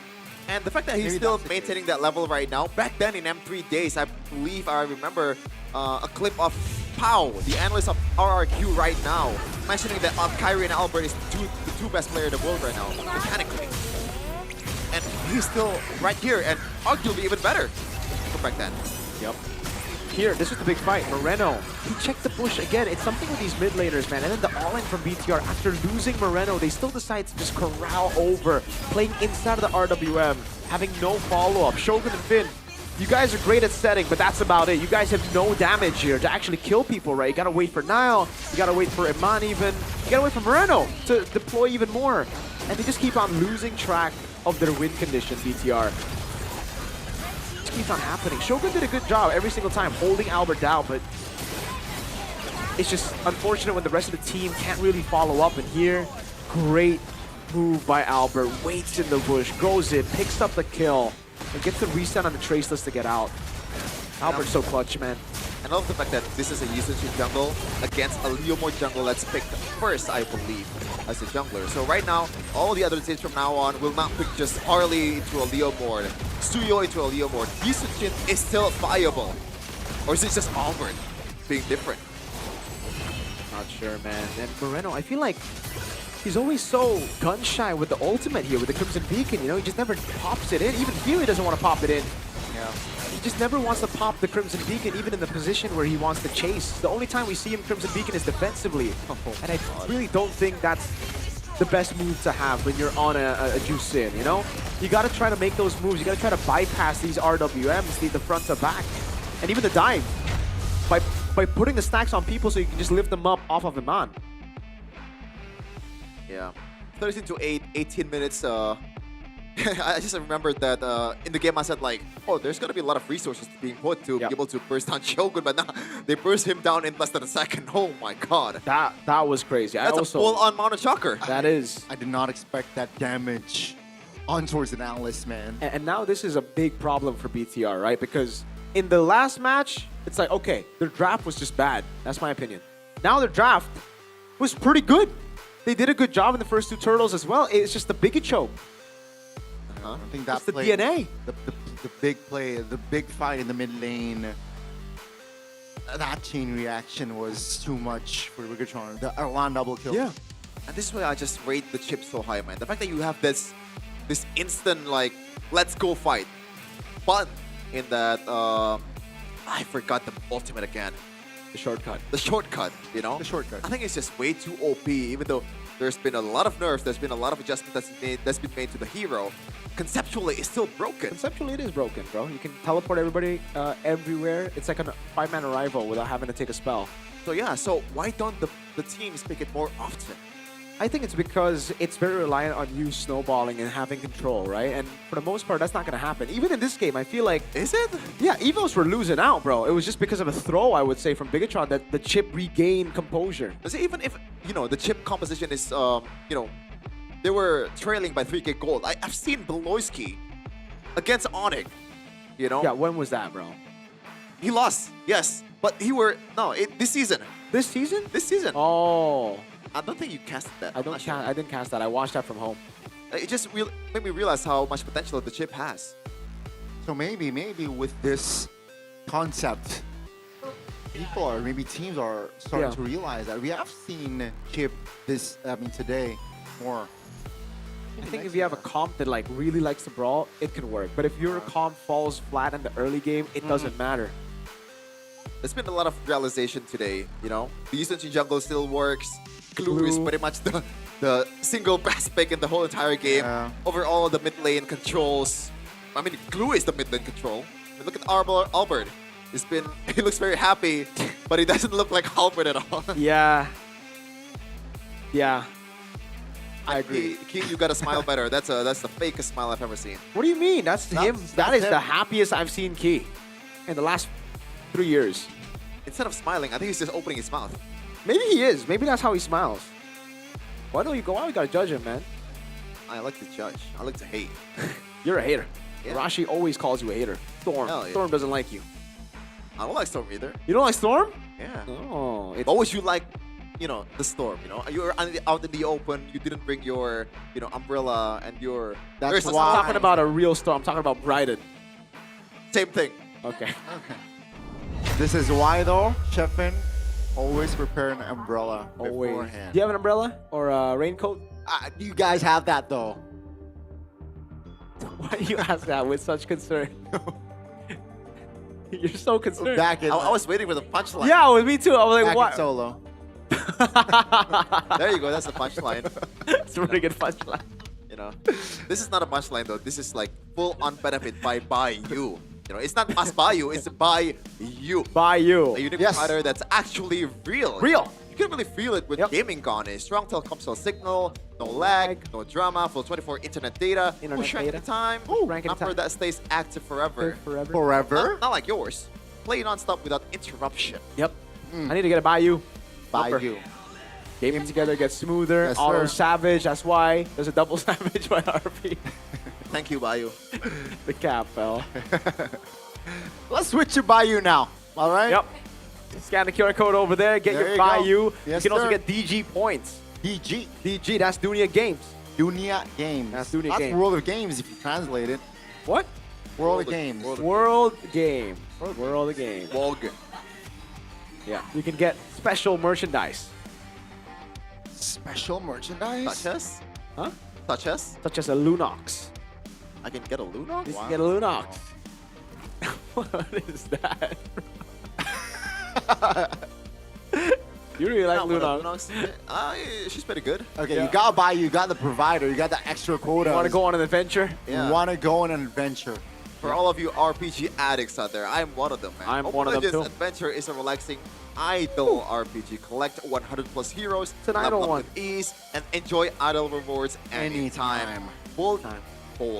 Build your strategy in photo battles, explore endless game modes, and fight players worldwide. You can fight Goni. Wow. In internet. Wow. PvP. Download MLA, Mobile Legends Adventure, and start your idle adventure today. Gani? Yeah. Who's your favorite character in Mobile Legends? Bang Bang. Mobile Legends Bang Bang. Favorite character. Favorite character.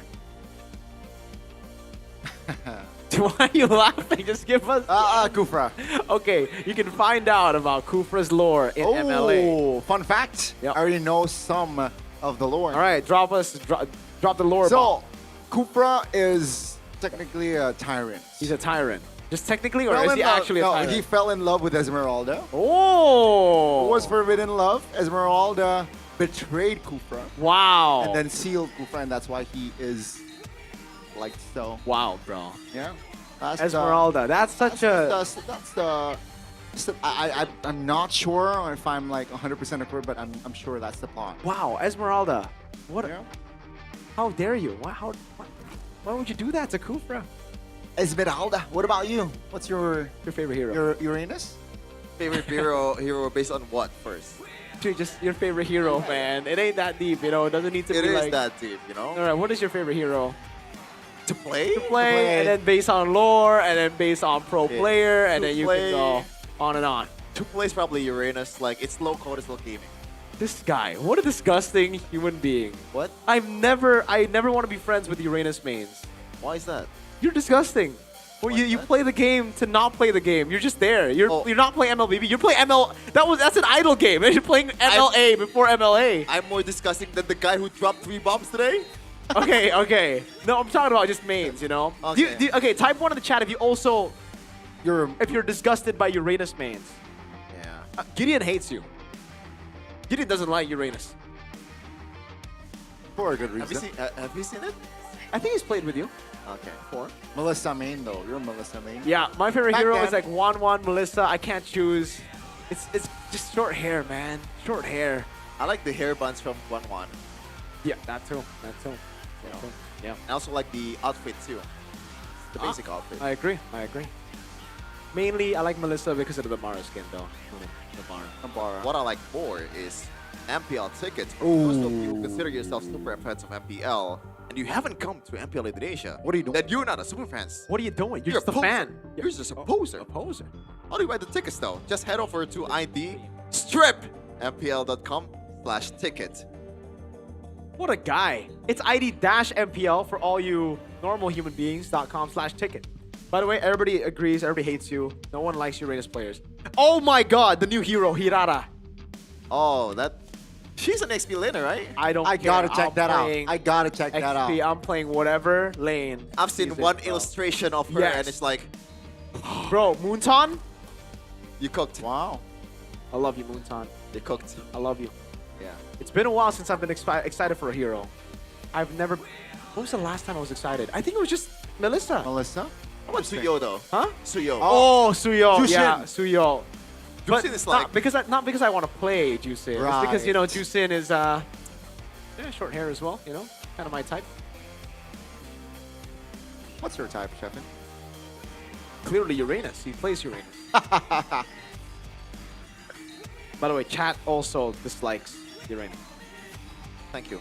And apparently Eterna is also disgusted by Uranus. I don't think she's seen it yet. I think she's played with The you, bro. gameplay? Yeah, I mean... Oh, the gameplay. Okay, yeah. Yeah. Well, maybe the pick. Maybe she just doesn't like the pick itself. Oh, maybe why. Maybe she's like Eterna idiot. is in the chat for real? Yeah. Eterna, I'm sorry. Sorry. For what?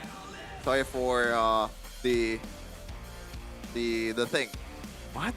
I don't even remember what I said earlier. Okay. But Eterna was flabbergasted. Yeah. You know what Arashi's favorite hero is? You will What? never guess. What? Do you know this is like for real? For Yeah, real? this is or- for real. It's the only hero he So, plays in give me a role. MLBB, dude. Give me a role. Nana or Arashi. Angela? Mid laner. He only plays mid. Nana or Angela? No. Close. Yeah. Oh, so Eve. Oh, Flora and There you go. Oh. Dude. Eve. Not Angela because it's mid lane, but It's not rocket science then. I Yeah. thought Eve. I think his favorite hero is Eve. Uh-huh. Or maybe Valir. Maybe Valir. Valir? Yeah, he likes Valir a lot. Really? Oh, he likes Zask a lot too. Whoa, Ah. that's interesting. I think that's So he likes Eve and Zosk. Yeah. He has something with. He really likes purple. Oh, And aliens, And alien. technically. Sure. We got an Oh. L Sheffin spam in the chat, by the way. yeah. Oh no. I'm gonna take that. I'm gonna take that. Okay. Well, this is a horrible win rate for BTR. Hey, I've never seen BTR Say do. it properly. Terrible. This is a terrible win rate for BTR. I've never seen BTR struggle this much in the regular season. This is their domain. This is their thing, you know? They're supposed to be good at this. Maybe they should expand their domain. What is going on, Theo Nile? They gotta expand their domain? Yeah. Ryuki Tenkai? Yeah. Ryoiki Tenkai. Okay. And you Oh, call okay. me the weeb. Like, what is Okay. this, bro? Okay, I shut didn't even watch JJK, bro. Yeah. Do you know I have a confession, okay? You know, in TikTok or in social media, there are You some should people... read the comment. I saw the comment. I saw the comment. You know, It's an interesting way to put it. it doesn't work when you think about it. Yeah. It's grammatically It's- incorrect. I mean, technically it's not. Yeah, back to my confession. Okay. Yeah. A lot of people have been saying that there are JJK fans that only watch JJK from Reels. Oh, yeah, yeah. You know? That's like most of them. I'm can name one of them. all of them. I'm one of them. Wow. I haven't seen a single second of JJK anime. The anime, the real anime. I'm quite disappointed. I heard that we're gonna get a part 2 of that collab. Suyo is gonna be Yuta and Brody Choso. That's pretty Choso. cool. That's pretty Yeah, cool. yeah. If Brody that happens. Choso. Oh, Right? oh, Really yeah. cool. For a second, I was like, "Oh man, please don't give us another Julian skin." I mean, Geto could probably pass off as Julian again. No, fam. Stop it. Just stop it. What else is there? I think that's it. There's just 2. Just 2? Man, There's like Itachi and. it's been a you know, while, man. Come on. No. And we're gonna get like apparently bleach skins. Obviously, Sora is not Luffy. You know. Wait, wait. Let's hold up here. Hold on. Hold on. Hold on. It's been taking a while, no? There's been no leak at all. We'll get a One Piece But skin? I mean, look at that's basically Luffy. I don't even watch One Piece, but That's Sora the is thing. literally That's the just thing. made Wait, it. there's a blazing I hot don't link in the watch. comments. Fushiguro over Gojo. Now, I'm not into men. But No, I mean, Eterna and her taste in characters both are fraudulent. Like Fushiguro, that is the number can't- one fraud in I can't JJK. disagree with you on that. I mean, JJ Gojo is just the goat. Bro, Megumi is literally the fraudulent one. If Gojo is the honored one, Megumi is the fraudulent one. He's potential man. He's the what if man. But what if though? His dad is better. Oh yeah. Yes. Yeah. Way better. Thank God. We're onto the draft pick. Let's go. Thank you so much. Someone in the chat said Sora will not be Luffy. Interesting. That might be the case. It's been a while, man. So they canceled it after releasing the hero? I mean, the hero works just fine, no? I really don't like Sora. As a hero, or what do you mean? Do you not like to play it, or both? Okay. Now to the draft we go. Some adjustments here and there. BTR banned the chip and also the Marcel. All right. BTR with the Marcel and the chip. And it's the Juicin ban. So okay, Evos. Is it gonna be okay? Is Glue that prio? Is it first pick prio? I think BTR thinks that they can pretty much counter the Glue. Oh, there you go. It's over. You gotta pick the Eve, right? Evos have won. Evos have won. I'm gonna drop the bomb right there. They literally picked the hydrogen bomb. Brother, have some faith in your team. I would if they got the glue. All right. How about you, Connie? What do you think? What's gonna be the pick here? I think it's something like an Eve, maybe like a Leo mode again. Yeah, I think Sora. Okay, Sora's banned. Yep. There's literally nothing to trade it for. My goodness. Chip. Okay, Chip is banned too. Oh my lord. So Fred. No, against the glue. Against the glue. So Harley. Okay, they go Guinevere and the Farsa.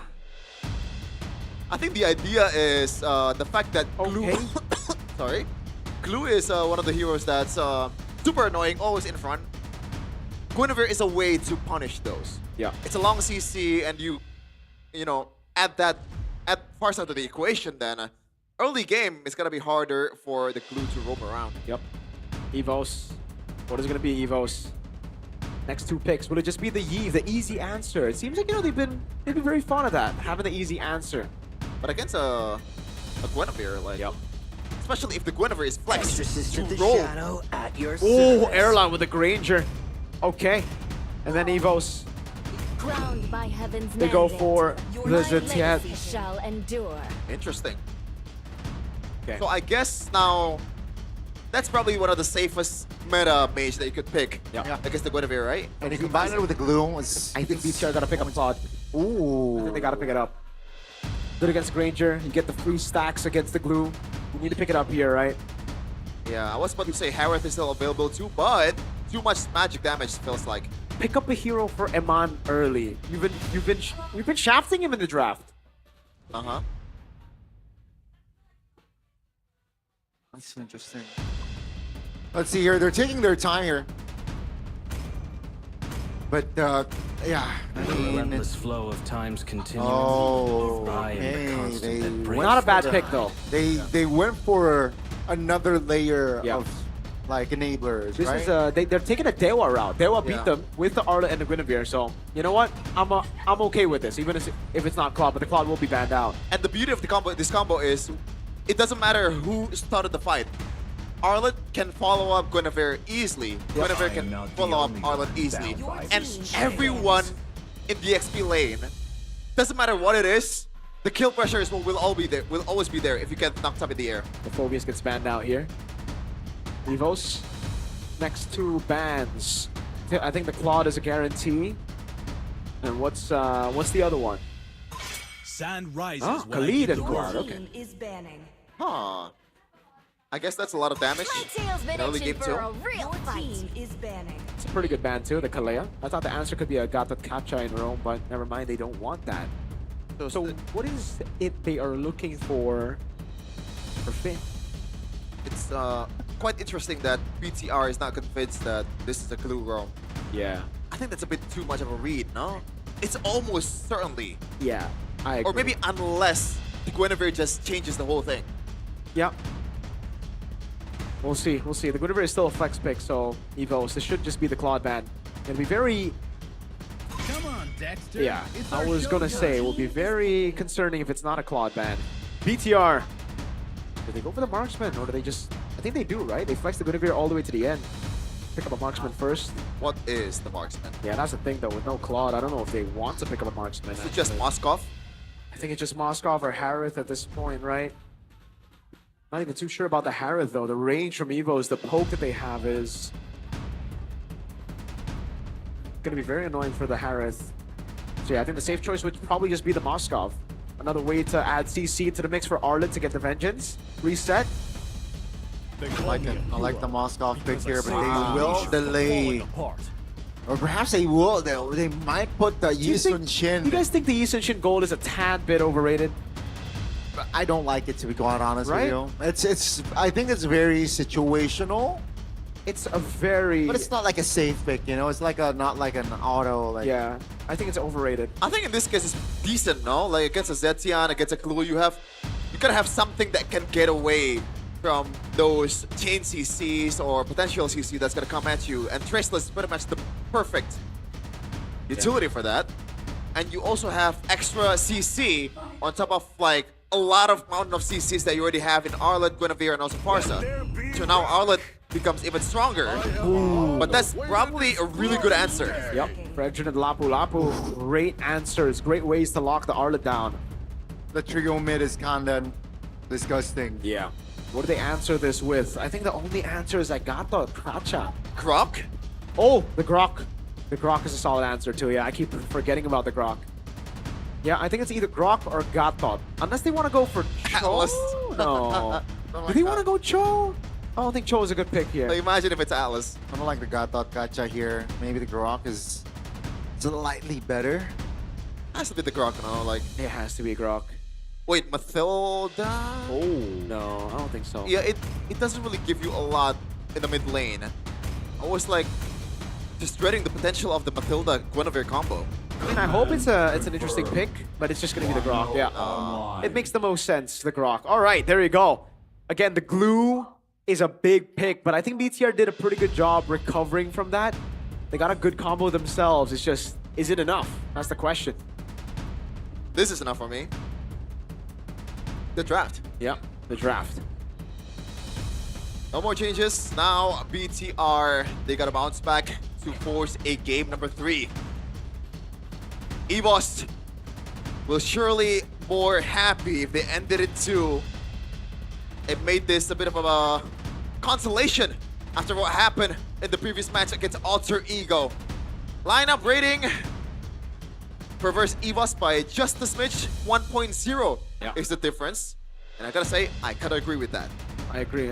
It's EVOS with a better draft. But I think BTR have ways to deal with it in this game, but it's very conditional. Yeah. Round 2 is commenced. BTR EVOS Lanodon. Lanodon, ladies and gentlemen, will this be the final game of the week? Or perhaps Bigatron might force us onto a game 3. Ladies and gentlemen, let's find out. Because EVOS, they're one game away to solidifying themselves in the standings. Yeah. By the way, I just realized Albert picked the Fredrin into the Guinevere. This is usually the counter matchup against the Fredrin, so he's confident, man. And after game number 1, it's hard to see why he isn't confident.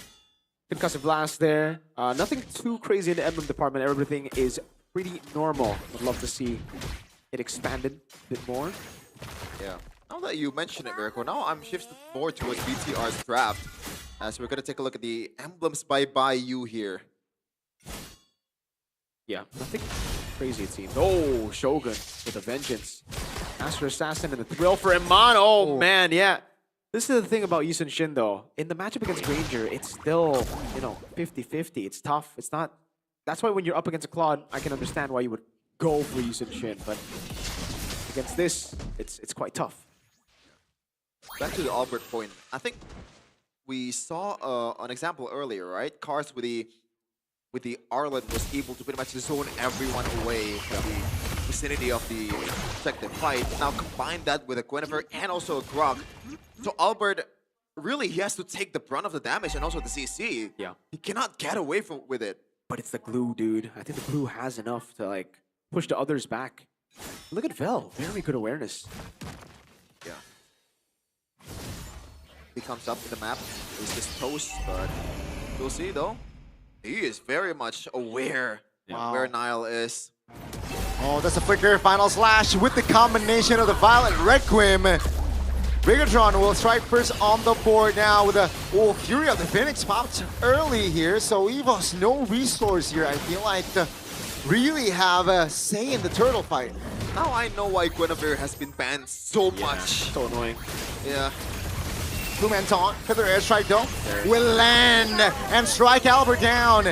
Again, I'm not sure why they're forcing this. Five's final slash again on towards Few will force Few to pop the flicker, but that's just another kill added, plus the turtle for BTR. I don't even think that the idea is to force the fight. They want to scout the situation. That only just killed them. But Niall, oh god. No, it's just kills after kills. Niall, he's a different man this game. You happy now? I'm very happy that the Guinevere got picked up. Okay, the Guinevere is a very good pick. You know what? Maybe we forgot about Guinevere. Maybe the glue doesn't really match. I thought Moreno would flicker, knowing that Few doesn't have flicker. Interesting. Few. Get it? Yes. Few, yeah. So is Guinevere just... Okay, yeah. We'll wait for it, but like, Guinevere looks crazy. This combo with Arlet, man. Dude. What a nasty combo. I'm not even blaming Fell for the first kill. Like, that's just so cheesy, it's unfair. Yeah, you get pushed into the Valid Requiem, and then it's the instant reset. Shogun just needs a tap skill too. But the chain reaction after that is kind of wild. You get 2 kills, and then you get the turtle, and you get another kill. Yeah, that's why I was surprised that Evos didn't just go for the trade, right? They lost their XP laner, they didn't go straight to the turtle. Instead, they tried to walk into Niall and Shogun, trying to go for those picks.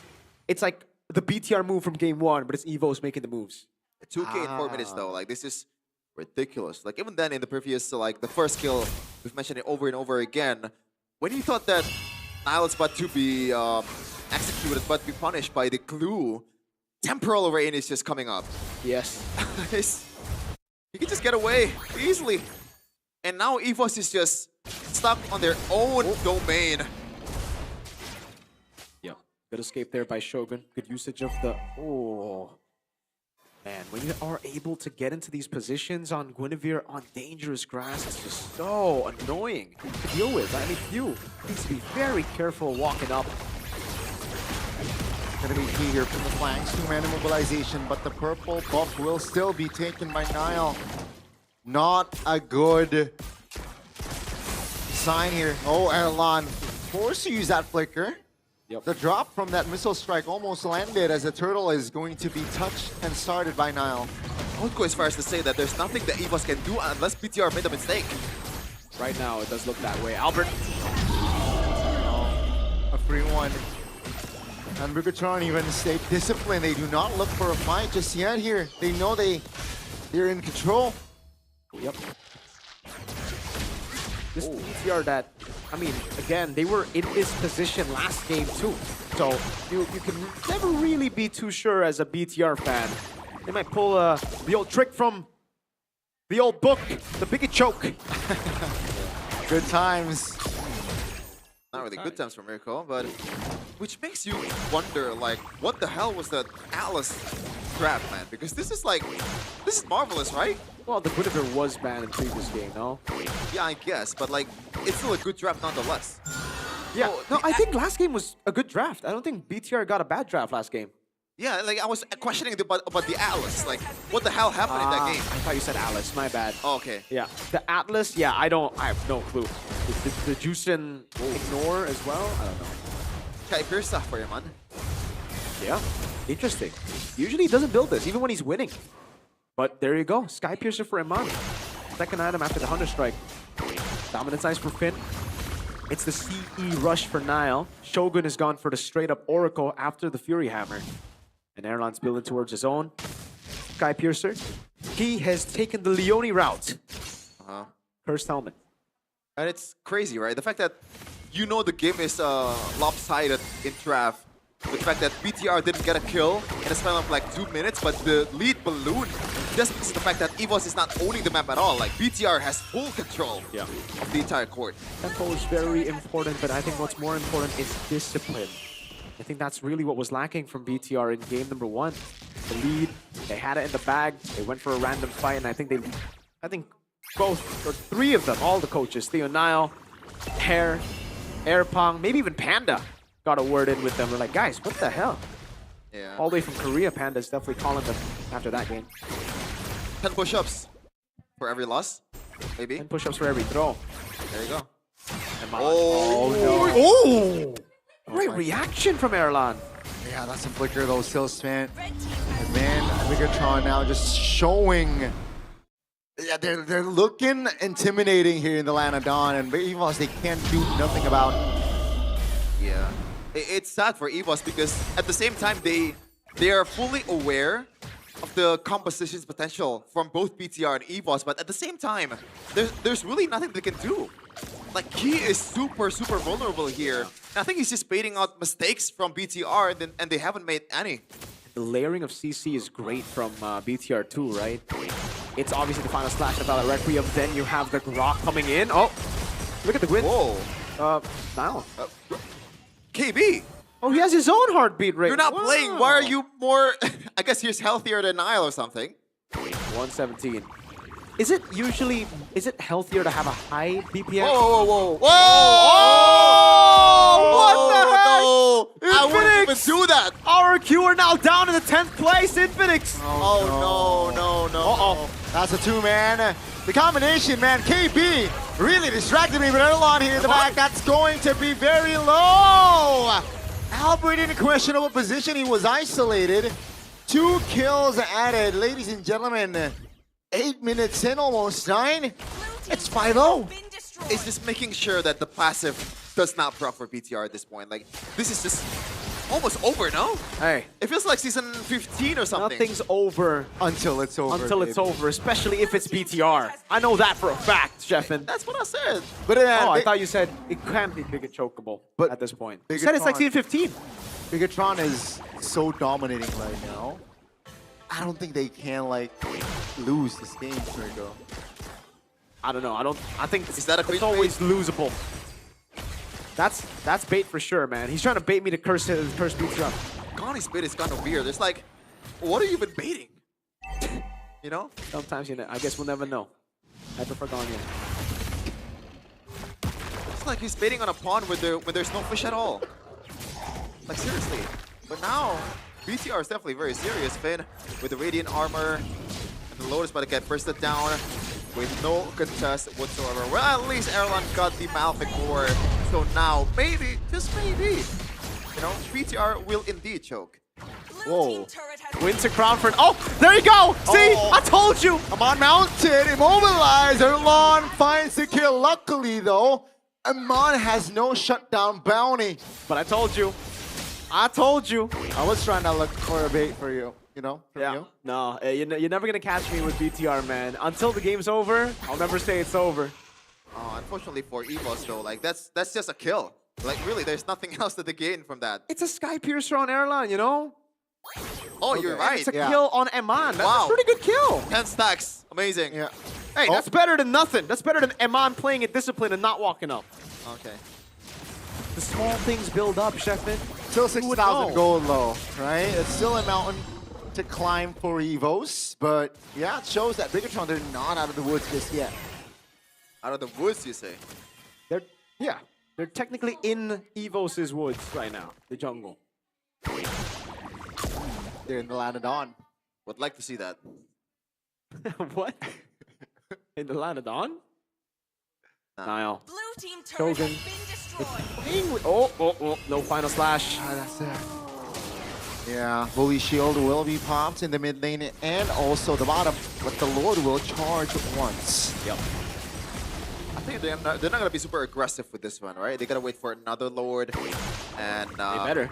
It's just making sure that Shogun has the full utility of this flicker. Yeah. Lightning Truncheon from Moreno.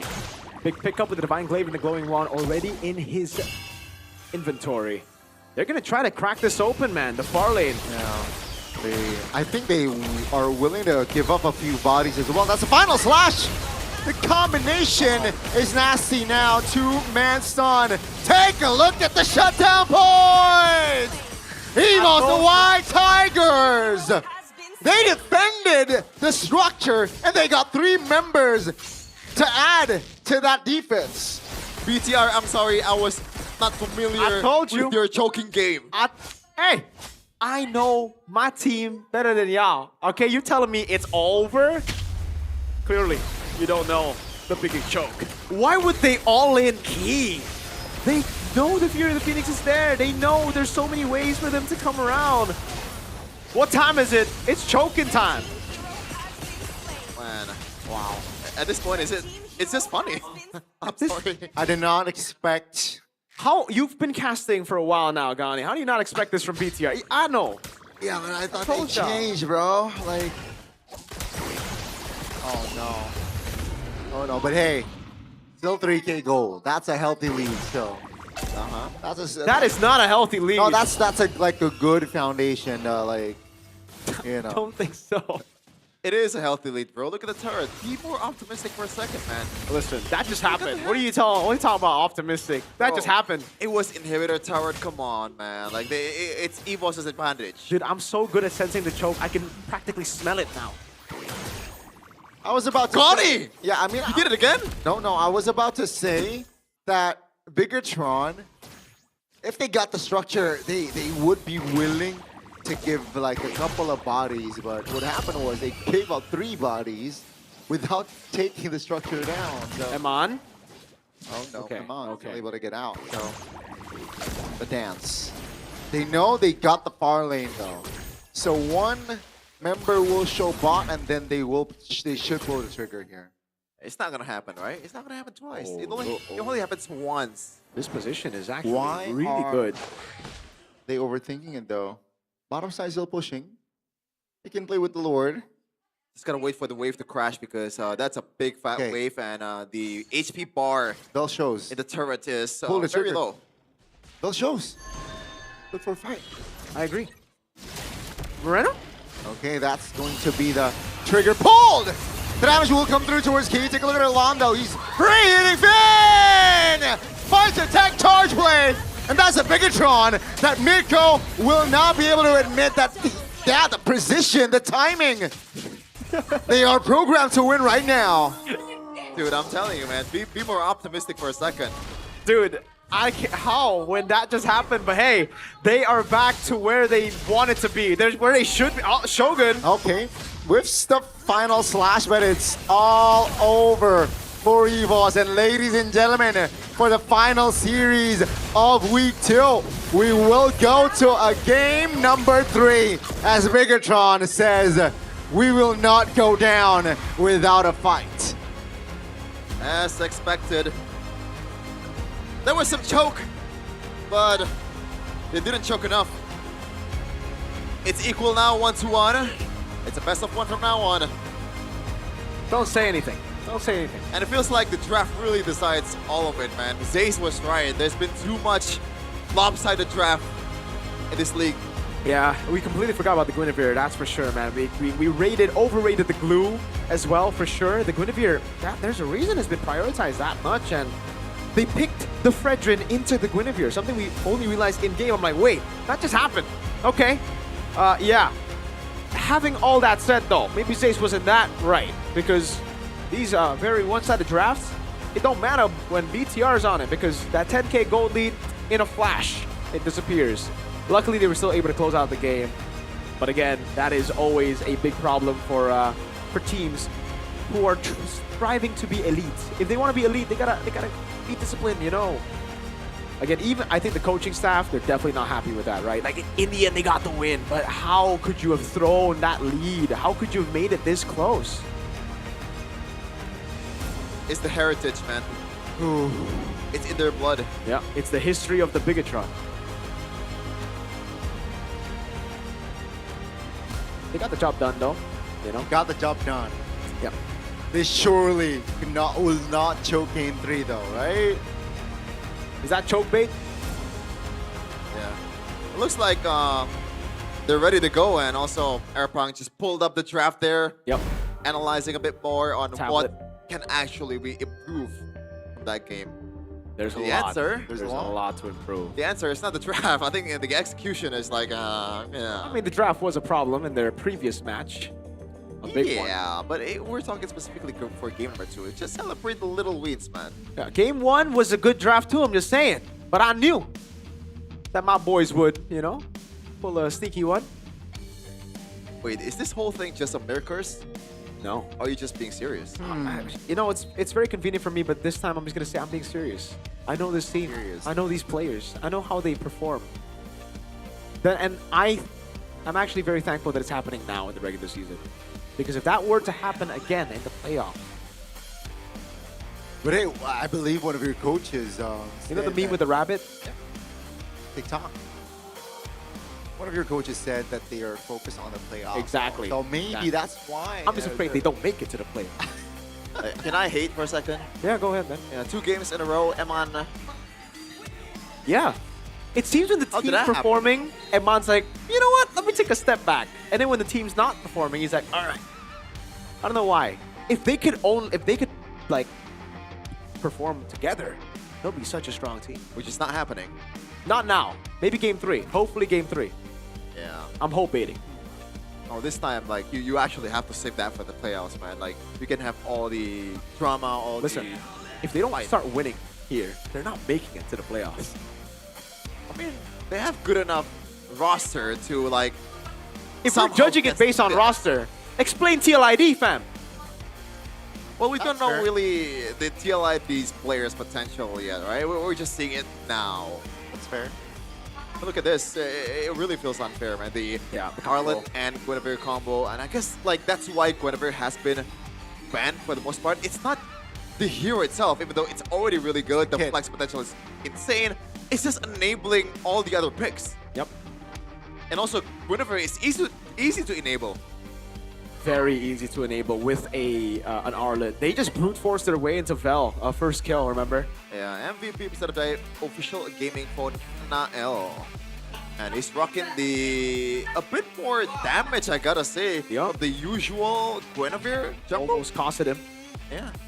The CE and the Divine Glaive. Good pickup with the winner crowd, though. Let's take a look at the game again, because I think, well, it was either Shogun or Nile, because it really was an easy setup. After that, right, Val Requiem is very easy to go for, but I think Nile, a lot of times, he did a great job at spotting out Key. Albert going in here as well against Vel. He just has that eye when it comes to these low-pressure situations. When it's high-pressure situations, it can be a very, very concerning all-in from Mr. Nile. And I gotta say, there are 2 patterns right now. BTR, always choking. That's a pattern we've known for a while. But Evo's always doing really good game 1, but then falling off game 2. Against Altrigo, that was the case as well. Against Navi, that was the case as well. Yeah. Against not Navi, TL. Yeah. Man, if this is ended up being a Bigatron win, then the standing is gonna be pretty interesting, right? I think the standings will be interesting anyway. If BTR loses here, it'll still be very interesting. Yeah, but now it's like 2-2, 2-2. Evo's and Bigatron is literally on the same net match win. They're both 1-2. It's pretty much MPL Indonesia S17 is an RQ and Onyx sandwich. Yep. Oh no, a TLID and RQ sandwich. TLID are number 1 right now, bro. Well, let's be honest, though. Like, they're not. That's what I thought. I don't know if this is hot take. Season 14 TLID is not beating Onyx at that time. They did. In the playoffs. Nah. You heard the chatter, man. I heard the chatter, but scrims are different. Okay. They lost to Geek Fam, dude. And that's... shows how good Give a Nathan, though. Give a Nathan.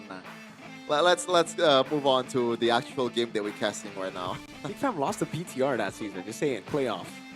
Wait, I've saved the whole MPL organization because of your stupid take. No, you did. What? How did you save? No, Geek saved the whole MPL Indonesia because of your stupid take. No, that was not a stupid take. It ended up being true. How's that stupid? Yeah, but it would be stupid if Geek Fam didn't win. There's potential, man. Is that you? Megumi Fushiguro? Is that you? If but maybes. What's the maybes? 15 minutes.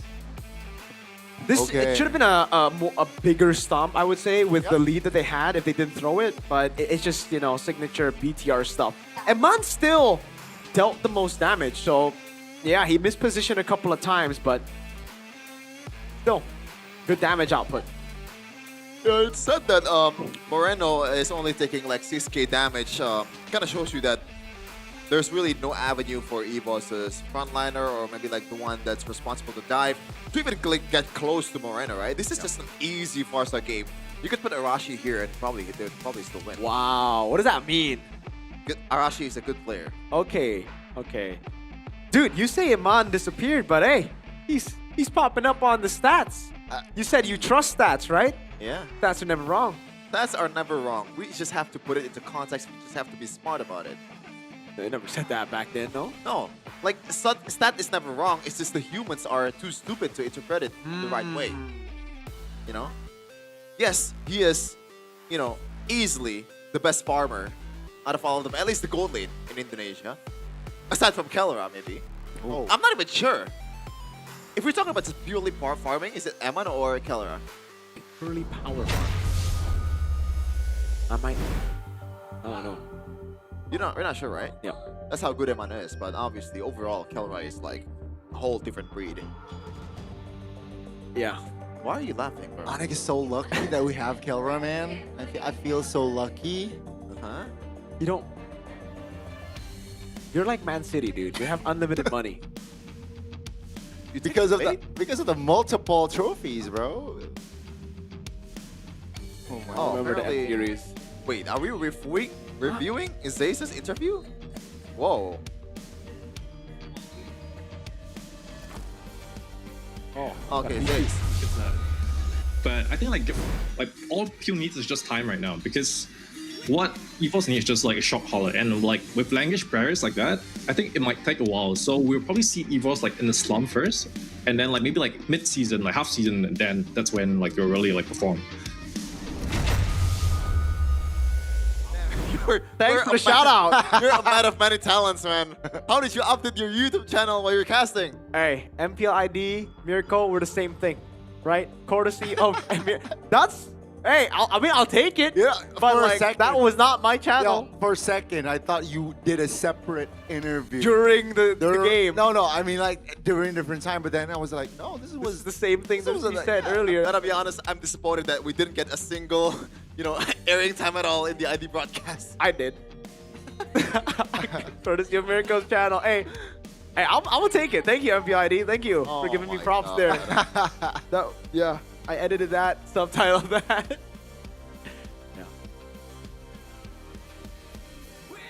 Anyways, game 3. That's gonna be used as banter for sure. Like Wolf and Midnight are gonna have a lot to say about that. Which one? They're gonna be like, oh my god, Miracle, MPL ID, Rich Caster, that joke. Ah, because you own MPL ID. Oh, because you own the channel of.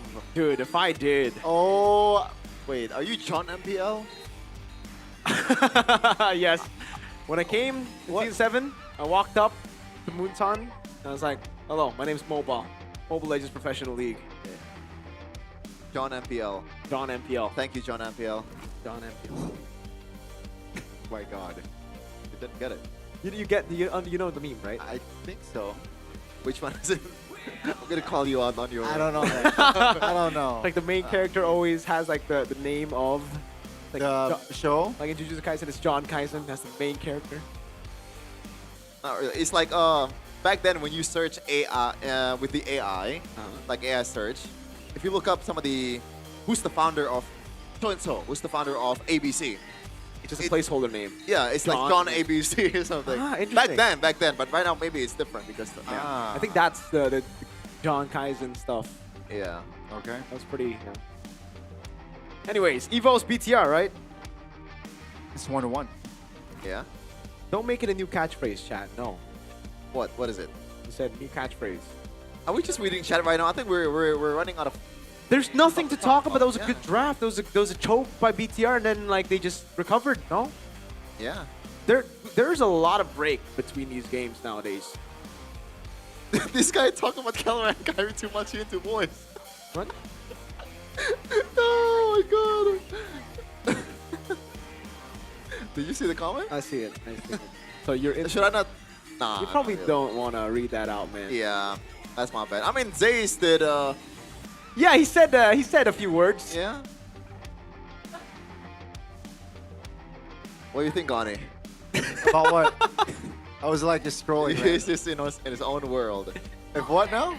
You say you're a millennial, but you act like a Gen Z. What do you mean? you're on your Infinix phone. I know the Note 60 is cool and all. I'm like scrolling through chat. Yeah. What Gen Z were we move, talking about? What were we talking about? Mirko trying to look like Trex, but he in one. No. I'm not Trex, no. I don't want to be Trex. Why is that? I want to be Mirko, dude. You don't Please, like Trex? Jeff, myself. Stop the choke I baiting. don't be anyone. Choke baiting? Yeah. Does choke baiting means like I'm baiting someone to choke me? I mean, if you take it that way, I sure. mean, you do you. BTR choke bait is very different. Though. You do you. Yeah. You know? Man, it turned out we missed you. I wish there's like someone to take over. Usually she's here, by the way. So if you, Nah, you mean the side reporter. I mean, we have side reporter right now, but oh, so you think he's the better side Alyssa, reporter? no, You think Alyssa's Alyssa. a bad side reporter? Alyssa, it's time for you to do your job. Come on now. Oh. Whoa. What do you mean she's not doing her job? Right now, she's not factually, objectively. What do you mean? Yeah. This been a while. It's been a while. You know, I wonder what. You know, every time I find myself in this situation, I always think, what would my idol Wolf do in this situation? Oh, right? What would Wolf do? What would WW. What would Kaisam Yves No Poeto, aka the HG podcast guy, do in this situation? He would invest in stocks. He would invest in his own setup before he does that. Ah. Oh, we got an asset. Finn's tectonic charge on point initiation forces EVOS into game. Wolf would not read that. Yeah. So you gotta fix your game. What Every player time- of the week 1, Onikelra, rookie of the week 1, Leone. You see, there's a reason why they put it there, so people can read. Uh-huh. And we're trying to help them read. Maybe No. someone cannot read. What would my idol Wolf do in this situation? Picture it in your head. I think we talk about the story, you know? Back in M5, he mentioned how CW really wanted to win M5 so that he could go to Japan with his family. With his family. Yeah. That was a good, great fun fact. I remember that moment and One I of the best laughed. coloring moments of all I time. laughed while watching. Oh, we noticed!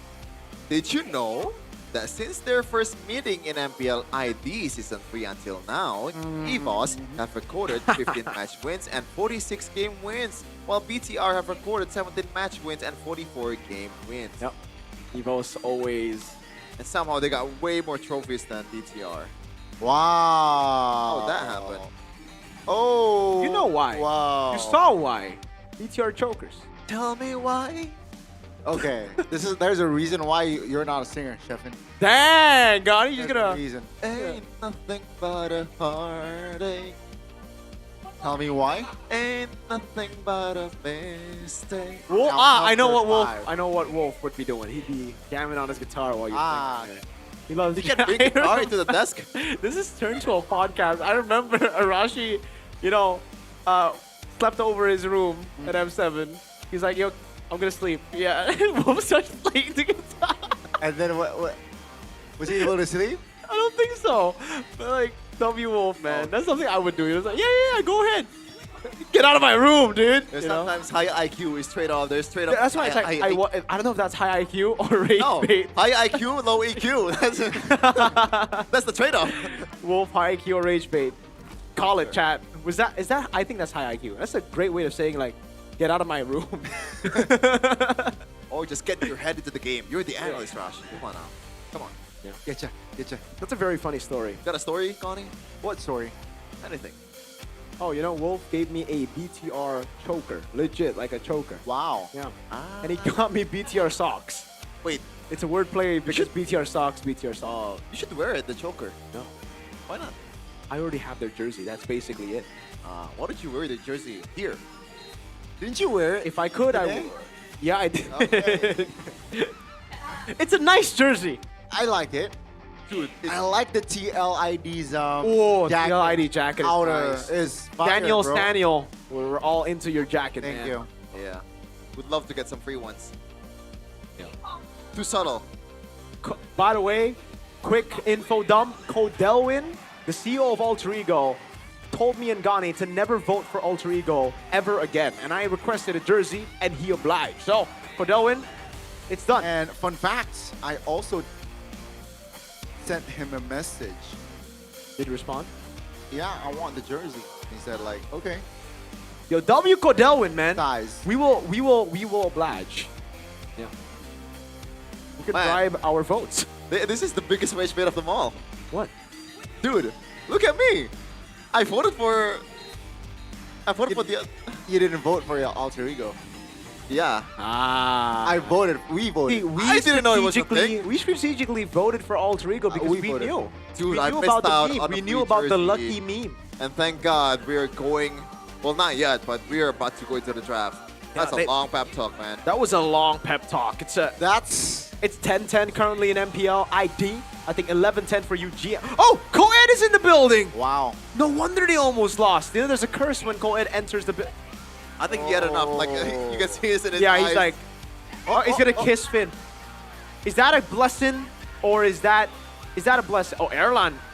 That one's locked Everybody's laughing on BTR side. Evos though. They're locked in. They're locked in. Oh, Finn's doing the pep talk. I think it's because they lost game 2, bro. You think so? You think so? Yeah. Maybe it's because I if think they lose that's here, why, they'll be that's why. 8th place, Gani. Oh no. Hey, Lucas here. Yeah. I wonder what the substitutes feel when there's a pep talk and the coach is like, guys, what are you doing? That was a bad game. You guys are garbage. And then the substitute player, what does he do? Is he just like, oh, I'm here for the vibes, or does he actually listen? Does he give input? I'll just play. If I were the substitute, I'll just play like a mini background music. If I'm the sub, I'm averaging 100 claps a game. What? 100 claps a game. And 3, let's go. Yeah. But Vin is actually a very strict coach, though. Have you heard the backstage pep talks? What last season? No, what's the Yeah, he's just very strict. You know, Randy. I remember it was Randy that he was talking to. He's like, "You gonna stop doing what you're doing? You're gonna stop throwing games? You're gonna start performing?" Yeah, stuff like that. You know, he's very strict, very brutal. And it's not just Emos too, right? I think a lot of other teams, like I've heard there are some incidents where the player actually cried because of the pep talk. Oh yeah. The scoldings. Yeah. There's and it's also not players who are like, it's not you play. rare, you know? Like Age. Also, Mr. Age, he once said, Maunga, do you want to go? Do you want to go or no? So Hijume said, what the hell? Just play. You play. And now he's a runner-up of M7. And Age screamed. So who won that? I think Ake is in a pretty good place right Yeah, no, legit. I'm his best friend with both him. financially and mentally, to be honest. Yeah, he's in a great place, man. He's. Why are we talking like he's dead or something? No? No, he's in a great place. Oh, yeah. I can see why. No, but yeah, I respect him, man. He's my scapegoat, you know? Yeah. I've never blamed him, by the way. That's my boy. The Scully. The scapegoat. All right, so Okay. Bin is done with the pep talk. Yeah. By the way, I just want to say again, every team they've leveled up their drip game, dude. Their third game? Their drip. Oh, drip. Okay, yeah. Alter Ego are always really good with their drip. Yeah. BTR have leveled up their drip, I'd say. TL, it's hard to level up over that varsity, but they did. Dewa United. What? That's the biggest upgrade of I all. think- I think there was an upgrade. Yeah, I know. That's Okay. that's the thing. Okay. Also an upgrade. Yeah, I think every team, Big Navi- Fam upgraded, Navi upgraded. Yeah. Big Fam barely upgraded. Yeah, but it's still an upgrade. It's still. Yeah. They all Onyx leveled up has their always drip. been top tier. Okay, you know what? I think Onyx went down. I think last season's jersey is too clean. Yeah, I But the think it's- standard is just like insane. The last season's jersey is so Last nice. season, my opinion, it gets old quick. Last season? Yeah. I thought it was timeless, dude. It's clean. Really? Yeah. Okay. But I think it's just, I like this, with the collar, right? We have the collar this season. Yeah, I'm not a fan of the collar. Oh. I'm not really I'm not a fan of the fit. I'm more a fan of the oversized Okay. fit. Yeah. Okay. Oh no, what you're talking about. We're talking about Onyx drip, jersey, bro. bro. Yeah. You know, like jersey? I like jersey. Oh, maybe Evos went down though. Their jersey, their jackets are good. It's alright. But like last season's jersey, I really like. It's serviceable, I guess. I mean, comparing to like other jerseys, I get what you mean, man. Compared to their their jersey last I mean, season, it was clean. Sometimes you miss, man. It never hits all the time. They tried. Are you sure? Alter Ego jerseys always hit. Dude. Always Especially their black and white jersey, you know? Like season 7, season 6, that was clean. Yeah. That was their best jersey. Really? Yeah. How about RQ? We haven't mentioned it at all. Arashi really likes it, you know, they collab with an anime. Oh. Yeah, his favorite anime. Yep, of all time. Really? Of all time. I think so, yeah. Oh. He really likes it. It's decent. Ow. I think that's one of the reasons. I agree with you. Yeah, but what? Was the collab or the reason why he watched that anime? This guy's rage made is immaculate, man. I agree. It's been like 10 minutes since I said, thank God we're going to the draft. Stop yapping and start the game, Miracle. Hey, I'm so sorry, Mr. Oh, I almost read your name. That would have been very bad. But we are, please be patient with us. We are trying to start the game ASAP right now. Not even a mister. That's not a mister, sir. Yep. Yeah. It seems like we're getting ready to jump into the draft, and I'm very happy that we are. In this position. Second big selection.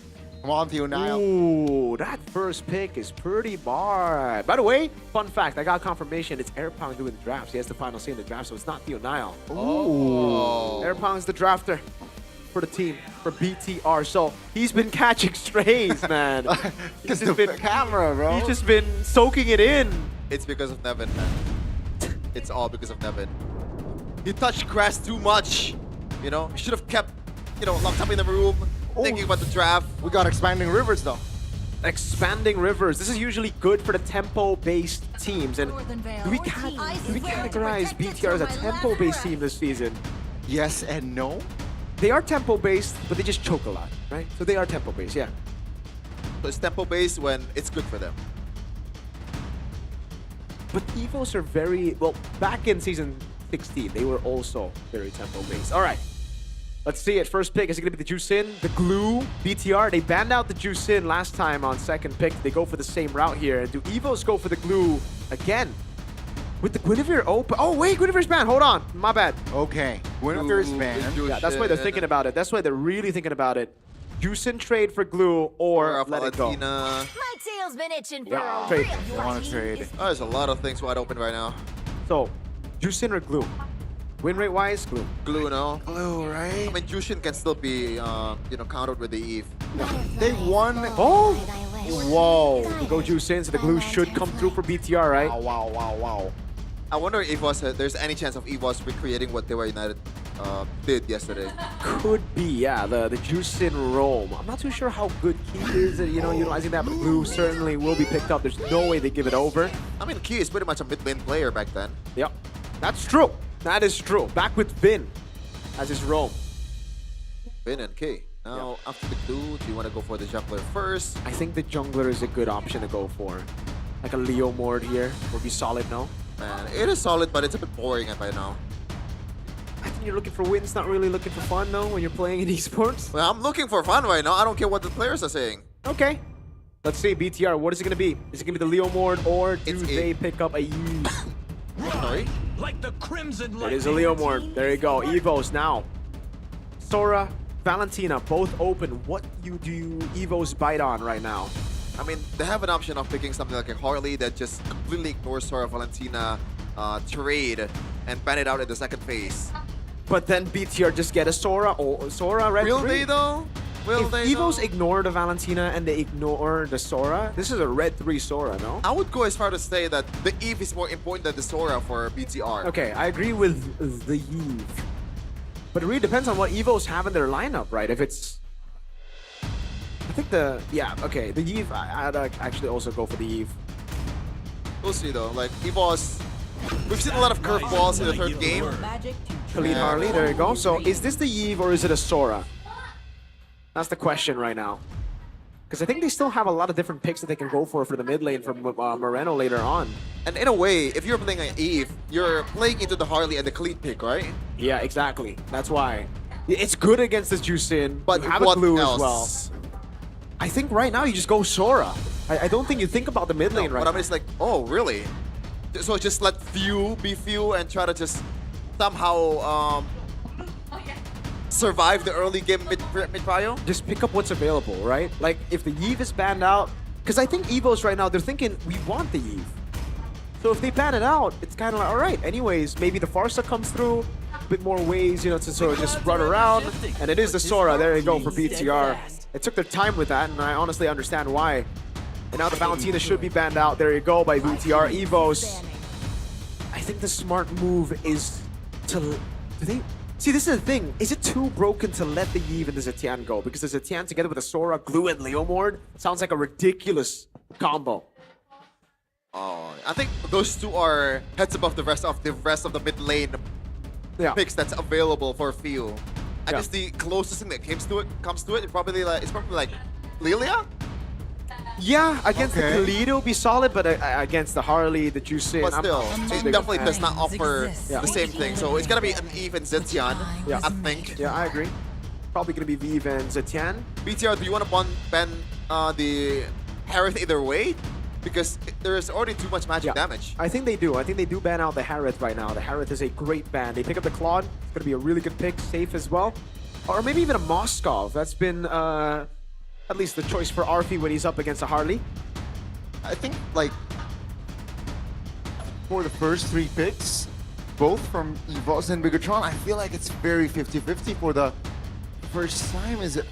I feel like first 3 picks? I think I'm leaning towards BTR, yeah. BTR. But then you got the Zushin and the Khalid, though. That's true. But it's a Glue. But it's a Glue. Okay. Against the 3 They fighters. want the Harith. Okay. Right? Might be the case. They want Carries a good matchup into the Harith. It's a great matchup into the tanks as well. The front line heavy lineup that they have right now.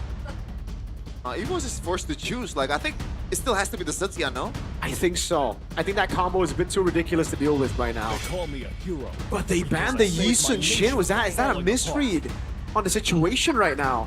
I think right now I'll pick the Zetian and hide the gold lane. That would be the perfect. Sora is a very good flex still. You deny the matchup as well. Like the instant matchup for Evos to get a winning matchup for Vel. I agree with you. I think the Zetian is the choice for BTR to go for. It's pretty scary against the Harley, but it's a risk you're willing to take. You know, just pop in a few of the Phoenix, play it safe, play with the global ults, let Glue do his thing, let Sora do his thing. Got 3 fighters practically in front of you. You can definitely play a little more safe. Oh, if they want to go double fighters, if they go Kimi. Oh, Farsa. More survivability compared to the burst, yeah. Zetian. If you're up against a Harley, I would much rather have a Farsa than a Zetian. And also more aggressiveness as well. And with the mobility, wings by wings, right? Yeah, exactly. Yeah. So, Evos here. Good pick by BTR. Very fast composition though as well, right? Yeah, they need a snowball right now, but I don't really think the Turtle one's guaranteed for them. I think it's actually more so leaning towards BTR. Do you want CC here? If you're looking for the matchup against Sora, yes, you want the CC, even Phovius maybe. But in the big picture though, like I think that's not too much body for the Harley and also and Glue can just mount you, you know? You have Vengeance, you're bringing Vengeance, it's very easy to bring back to the rest of the team. Oh no, Sovereign of the Abyss. So the Obsidia is the option for them, and the CC winning matchup for the Sora. Oh, they're going like quite squishy heroes here. I think they can flex the Sora into gold, really. They can pick up an XP laner. And now Harith becomes kind of unavailable, no? Isn't this the Arlet choice? No? Like Sora gold, go for the Arlet and XP? Whoa, I'm not sure about that. I think the Arlet was so ridiculously good just because of the Guinevere. But, I mean, look at the comp. They have so much CC. They have so much die potential as well against just Claude, no? Or... You want to go Claude? I mean, the Claude is a safe option. Moskov as well. That's the boring option. I gotta agree, but... I don't know if you want to go Harith here. You can technically just purify out of the Hanabone. Magic is We're waiting. And it is the Harith. Okay. Ooh. Okay. I guess Purify does a lot of things. Even with the curtain calls as well. If Eman is the one that gets targeted, the ultimate is pretty much useless. I think it's a solid draft. Very good.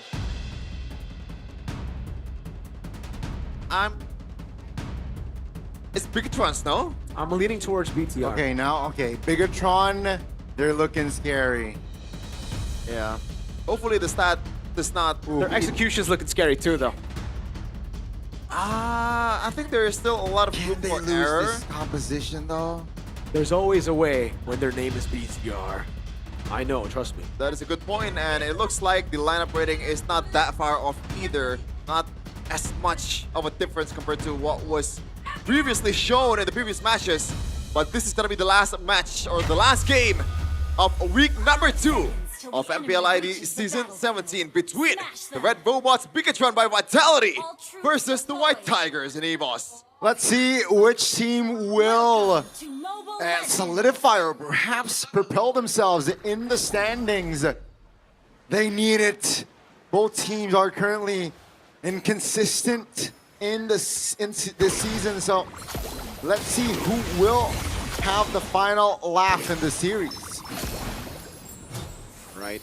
Emblem check real quick. Moreno already popping the wings by wings early. It looks pretty... I like this. I really like this. Something that we were talking about, I think 2 days ago, or was it yesterday? When you're in a losing matchup on a Sora, just go Brave Smite, you know? Don't try to force in the Concussive Blast. And Shogun, already even with the Brave Smite, you can see how much he's struggling.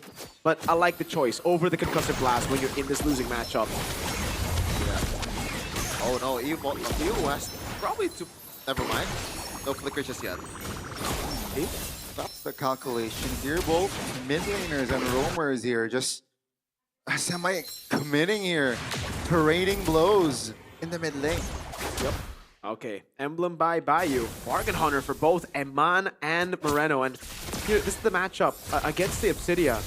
You win out very early on the Harith. And even with the Purify, I think you just win out straight up. Yeah. So far from the laning phase, it feels like EVOS has a lot of advantage, especially in the EXP lane. So that is a good thing to build on towards the first objective. But we're gonna see if somehow Albert can turn the game around with his Harley, even though it's not really that relevant in the objective game. This is the only time I've seen Eman with a skin. Whoa. Killua bias? Character development? To be fair, I think this is the only one that, you know, you kind of have to put the skin on. The Killua skin's great. Uh-oh. Few though. 50% HP, mobilized again. That's gonna be Nile. Forcing Few to pop the flicker before the turtle take. Yep. Oh my god. I think that's a bad trade for Albert. And it's kind of unfair, no? The fact that he was full HP and they got the perfect target and now they're forced to concede this one. Yep. It's free. It's free, no Harley in sight. Now takes it. Not even a retry. Yeah, and Eman as well with the rotation, getting the double lane. Oh, Feather airstrike committed in the mid lane. Arlon takes a couple of drops of that Feather airstrike. FAP, baby. FAS. With the far side. Oh, okay. I don't get it, but yeah.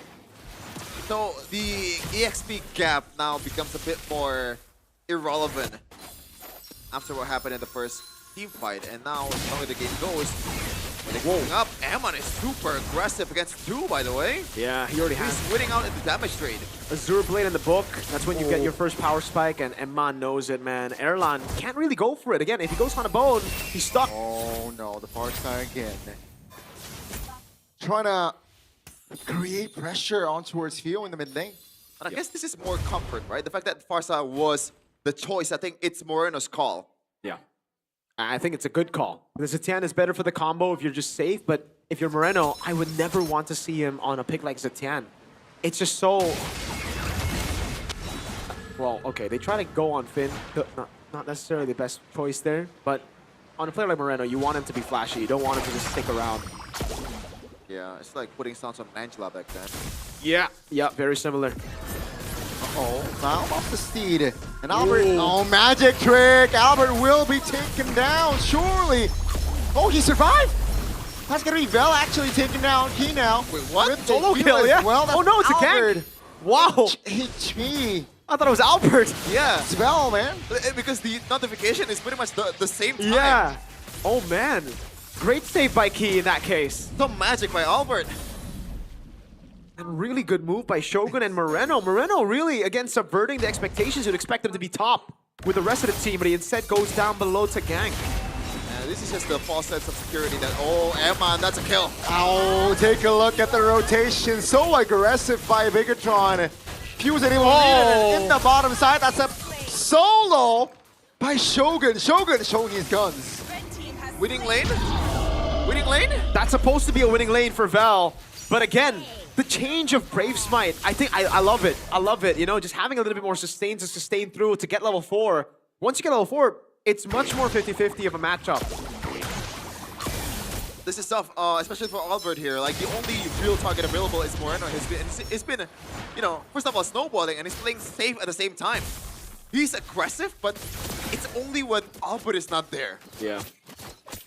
This is always the play you just have to take when you go for the Juicent first pick and you struggle to pick up either Valen or Sora, right? Because the Sora just comes in red 3, and this is what you have to suffer through. Especially if it's a... Albert? Albert here, home line. Whoa! Last time around, when he was in a sticky situation, he was able to get out. And so far, so good. Bigatron again, a healthy lead here, almost 6 minutes in. Yeah, and once again, the only one that's stopping BTR to victor is themselves at this point.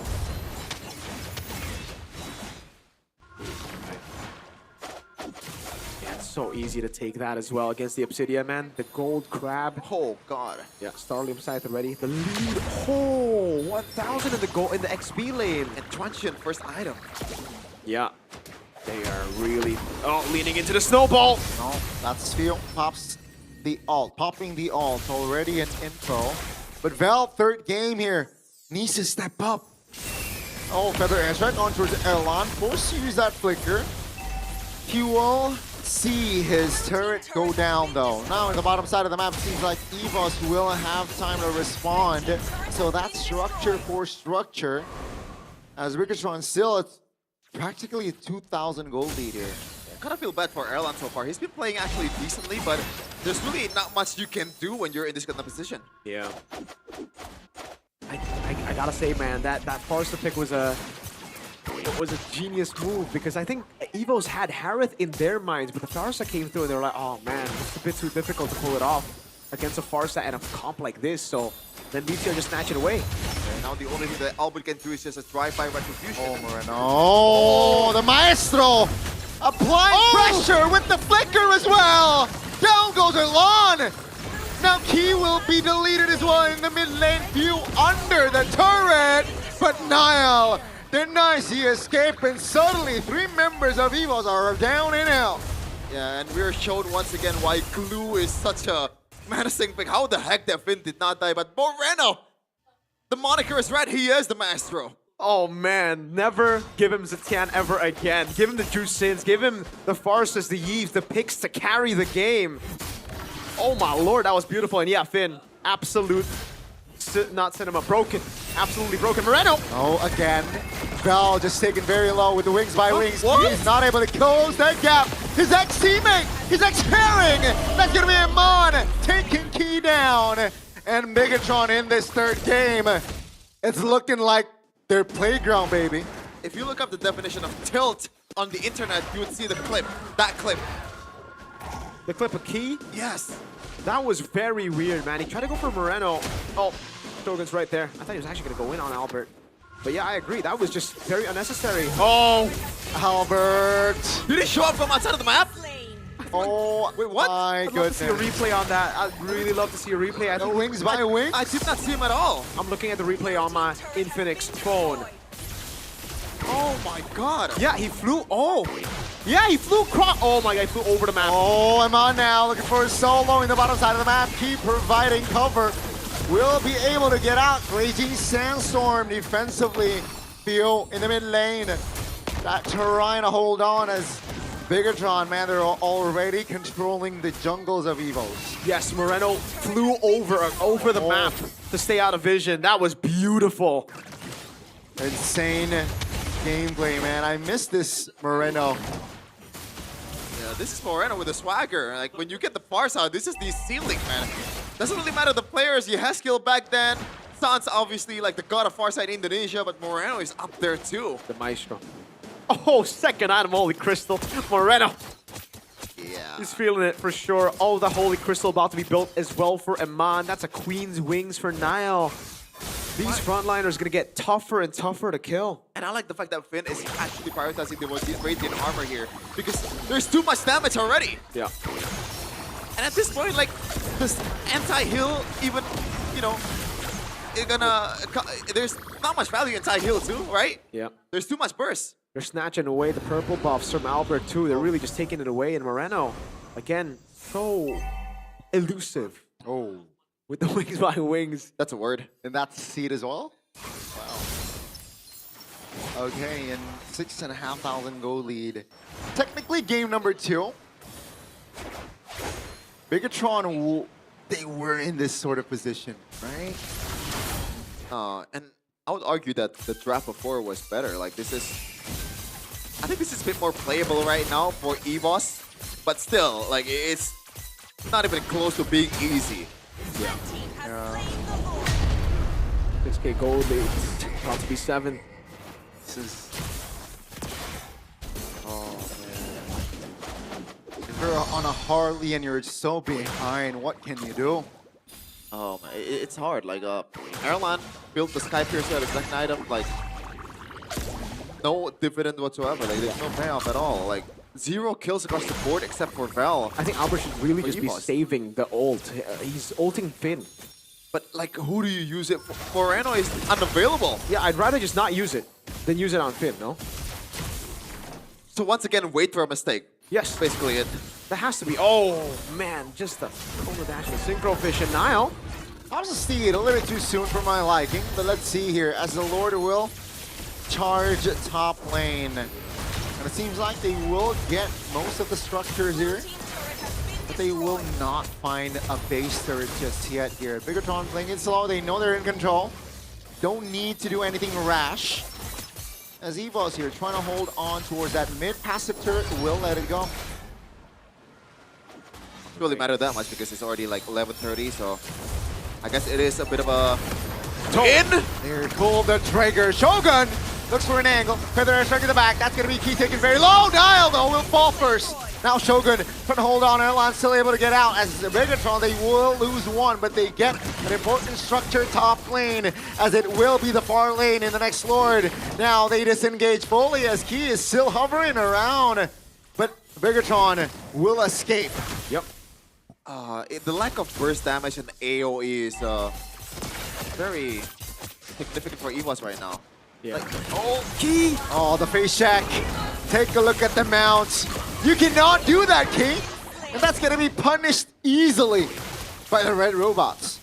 It's very different than game number 2. Again, it really seems like BTR have woken up. I sense the choke in game number 2, but in this game, they're clean with it. Even the targeting going in there, the trade for Nile, not a shutdown. Plus, they get a far lane base turret right before the Lord spawns the next time. Now, Magic Trinity achieved as well. The Divine Glaive on top of the Holy Crystal and the Lightning Truncheon. Moreno has been dropping bombs on EVOs. It'll be even more powerful now. Vin in the back, a bit disappointed in the performance for sure.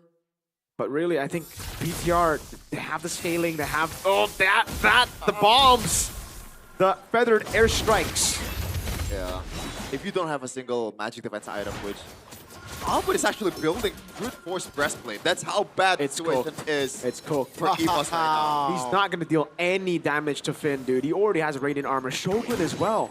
He just can't crack this front line. I gotta be honest with you, I'm not rocking with the brute force. Like at this point, you gotta gamble. That's just for swagger, bro. That is just for style points, man. Is it really styled? It is. Come on. Sure. When you're in this position, sure. Moreno has this flank again, man. If he gets just 2 feathered airstrikes on Erlan, he's gonna have to flicker out. Feathered? Oh, yeah, he's holding it. Just doesn't want to reveal anything too early. Lord for free. Yeah. Just wanna, you know, don't choke. That's it. That's a steed. Moreno looks for an angle with the wings by wings again. There was an attempt, but they will look to push with the Lord here, Bigatron. Yeah, so far the kill distribution for BTR, or at least the ones that's getting killed, is pretty good too. Shogun and Nile are the ones who's getting taken down. Meanwhile, all the important members, Moreno and also Eman, it's almost like it's an unsolvable problem. The only thing that's left for EVOS is once again to wait for a mistake or those dreamlike scenarios that will never happen, the 5-mans. And even then, like, what do you 5-man with? Like, it's only Raging Sandstorm. Yeah, they got the scaling as well. But the airstrike is off. Yeah, now though, looking for an angle from the front. The Lord will almost touch the main base of EVOS. They will take care of it, but that's going to be structure bottom side. Very vulnerable. Okay, bursted almost to his death. That's going to be Bigatron now repositioning EVOS. was able to defend the structure bottom side. Yeah, honestly, this is the best they can do for Evols, but the wave is coming again. I don't think they can hold this one. I don't think this one they will be able to defend, as Amon will lock that turret down. That's going to be Finn now. Amon finds the Shaman Force play, and down goes Bell. Once again, still not that bad. Oh! Now, Emma, look at the damage. Albert's able to escape that barely, but that's going to be the structure in the middle that Bigatron is eyeing for. All three, they want to strip Evos off their base turrets. Shogun! That's going to be the delay. That's going to be the distraction. Key now will lose his immortality, surely. That's going to be Nile now under the turret, taken down. They will get the structure, though, but take a look at Finn in the front, trying to hold on to damage. That's Bigatron still able to hold on, but they will lose out on Nile and Finn. Evos, they lose all their structures, but they stay alive. And it's all just a waiting game. Moreno is still eyeing for a solo kill here. I don't think Albert is available right now, especially with the brute force breastplate. But yeah, Moreno is still, maybe, just maybe, someone is just gonna pass by and getting first down from my bombs. 30 seconds for the Lord as well. Finn and Nile will be back up, and yeah, it's a value trade. They did give 2 stacks over, 20 stacks to Erlan. That is a bit concerning, but for BTR, I think they got what they wanted. You know, 3 base turrets, I think it's much more worth it compared to 20 Sky Piercer stacks, especially outside of the base. Like Evos, they've been able to position really well with Erlan, mainly because they can play with the fountain, they can play under the base, but once they walk out, it's going to be really tough to evade from Moreno, to evade from Iman, and to even crack through that front line. Again, this is probably the highest gold lead, like gold differential from a Sora that I've ever seen ever. Yeah, it's in an MPL. Massive. 3,100. And it's a losing matchup, mind you. Yeah. How the heck did that happen? Well, yeah, Kino immortality. Raising Sandstorm defensively with the flicker as well. That's going to be Finn buying the immortality in time and lose it, surely. Take a look at... Oh, Iman! Finds the right timing. And down goes Key and Fuel. They dismantle Evos with just 3 members up. What's the call here, Bigatron? Are they go lording or will they end? I think they have 3 waves crashing in. It's time to end. Look at Chogan, look at Chogan. Oh no! Oh, Nile though will go down. Oh, that's style points, baby. Bought the winner crown in time. And that's Bigatron focusing down on the main base here. Evos looking to defend, but Iman says no. Ladies and gentlemen, they're not escaping the accusations, Evos. After winning the first game, they lose out on the second and third. And this time, it's the Red Robots who punishes them. Damn. That was a new BTR. Completely. Like 180 difference from what we've seen in the previous match. From the draft, from the execution. It's not even close. That was phenomenal. An amazing reverse sweep by BTR to end the night, and the curse continues for Evos. Winning game 1, always in such a good way, but then falling flat in game 2, and then even worse in game 3. BTR will stay out of the red zone for now. Despite being the red team, they'll put Evos down in the depths of the red zone. And man, they got a lot to do. Fuse debut week has gone very sour, 0-2. Man, I kind of feel bad for Fuel, like it's not even his fault. I mean, he played, there were some mistakes, but he was pretty good. But obviously, on the other side of the court, like, these guys are really, really good, especially in game number 3. Game number 2, the draft was amazing.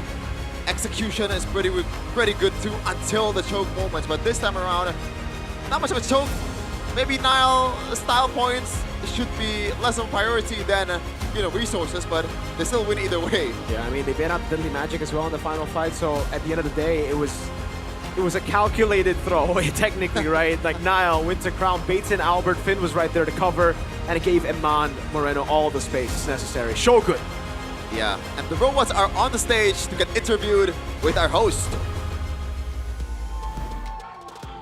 Woohoo! Dan bigat Ticket Troopers pada can akhirnya smile now with a mendapatkan win kemenangannya with kembali. BTR, by BTR. Luar My biasa goats. sekali. Itu dia match yang benar-benar keren banget dan pastinya panas banget di match penutup di Very fired up match in minggu kedua this kita pada hari ini. Bude. match. Iya, dan langsung aja kita tanya, ini akhirnya bounce back dari tim Bigatron setelah up and down, bongkar pasang. Been up and down, this is a bounce back for you Pada guys. akhirnya ngedapetin kemenangan ini, You guys sulit finally got a apa? win? Akhirnya bisa ngedapetin kemenangan How does lagi. it feel getting a win here today? Sulit banget sih. It's very Kenapa, difficult. Nael? Karena di week 1 kita struggle kan, terus ya banyak struggle. We struggled in week 1, we struggled in this Cuman week as well. gara-gara di pressure co-ed. But jadi co-ed kita bounce pressured back. us. Oke, jadi So we faktor had to kemenangan step terbesar up. hari ini adalah Bang Ed. Okay, Oke. so the big factor, the big Hadir. winning factor is Ngomong apa Bang tadi? Ed, Mr. Co-ed right here. Koko Abang CEO. Ed ini Ya. ngomong Ah! apa? Oh dia ngomong, Nail, kalau main jangan recall. Now, when you play, don't recall. Langsung dikasih warning gitu ya? Iya. That's the warning Jangan apparently. recall Nael But he still main. recalled. Dia bilang boleh recall kalau udah mau end. He Cuman said you yaudah can kan, recall kan, if udah mau you're end tadi. Oke, close to sesuai ending, request if you ya? want to Iya, end. Oke, But before that, please don't Nurut recall. ternyata Nael di sini. Udah takut duluan soalnya ya. Oke, nah mungkin kalau misalnya dari aku pengen nanya ke Shogun sih. Dimana Shogun tadi kan sebelum match dimulai kamu sempet Before the match ditanya started, sama you salah satu were host kita gitu kan. asked by our side reporter, Alyssa. Berhadapan dengan Fel, kamu bilang does it kayak feel belum tahu going up karena against belum Fel? lawan. You don't know because you've Sekarang never sudah met lawan, Vel. gimana Shogun? Now you faced Vel, what do you think? Jago sih dia, jago. He's good. Jago, ada kesulitan nggak kalau dari Shogun Was there sendiri? difficulties on your side? Kesulitan masih bisa di-handle lah, tapi jago. There were difficulties, but I could handle him. But he's still Kira-kira ada a yang good player. berbeda nggak sih setelah dia melalang buana ke berbagai Do you region? think there's a difference between Vel now and Vel before because you know he record played dia different di seasons, different luar regions? yang bagus sih, cuma Yeah, he played really good in other regions. nggak ada apa-apa sih. Jago aja deh. For me, there's no Jadi nggak ada comment. perbedaan He's just apa-apa good. kalau misalnya dari He's good. Shogun? Semuanya sama, semuanya jago. Everyone's Semuanya good. sama, Everyone's the semuanya same. jago. Everyone's Walaupun tadi equal. sempat ada kesulitan ya Shogun ya? Get a bit of trouble. Enggak sih. Shogun? Aman No, aja, not jadi really. nggak ada kesulitan nih. So you didn't Kan have dia any solo trouble. Ay. Solo kill. Oh, and Niles dropping the bomb. He said, no, Shogun solo killed him. Ouch, sakit. Jadi benar-benar semua aman, nyaman, gak ada kesulitan sama sekali dari game yang pertama sampai dengan game yang ketiga? Karena ada teman-teman saya jadi Game nggak one to game aman three? aja. Yeah, Jadi because of my semua aman teammates, ya? it became Aman, aman. very, very baik. good, smooth. Tapi kalau hari ini mungkin yang paling spesial adalah di mana Today? Vin The most special thing is, Finn, menghadapi tim EVOS hari going up against ini. EVOS today. Untuk Vin sendiri, biar For you, bisa Vin. bounce back setelah beberapa match To bounce kelam banget back untuk after, Bigatron. you know, a couple of Gimana bad sih untuk matches. bounce back-nya? How did you do it? Kita banyakin bonding lagi sih. We just focused on bonding. Banyakin bonding.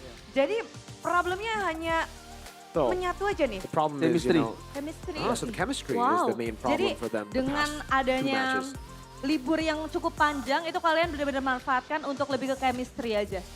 To use the holidays to Dan build sekarang the bond kira-kira again. chemistry udah berapa persen nih? Masih 75. Oh, it's only 75% of BTR right now. 75 loh, tapi udah bermain segalak itu. It's only 75%, but they're playing tapi menang so good. 2-1 melawan EVOS. Pada akhirnya kalian bisa ngedapetin kemenangan. Tadi sempat You guys gotta win back against and forth, EVOS. tapi gimana cara back Vin and forth this untuk bisa time. make sure bahwa match ini How did you make sure that saatnya this match, Bigatron. that you would secure this match? Prinsipnya Hengki.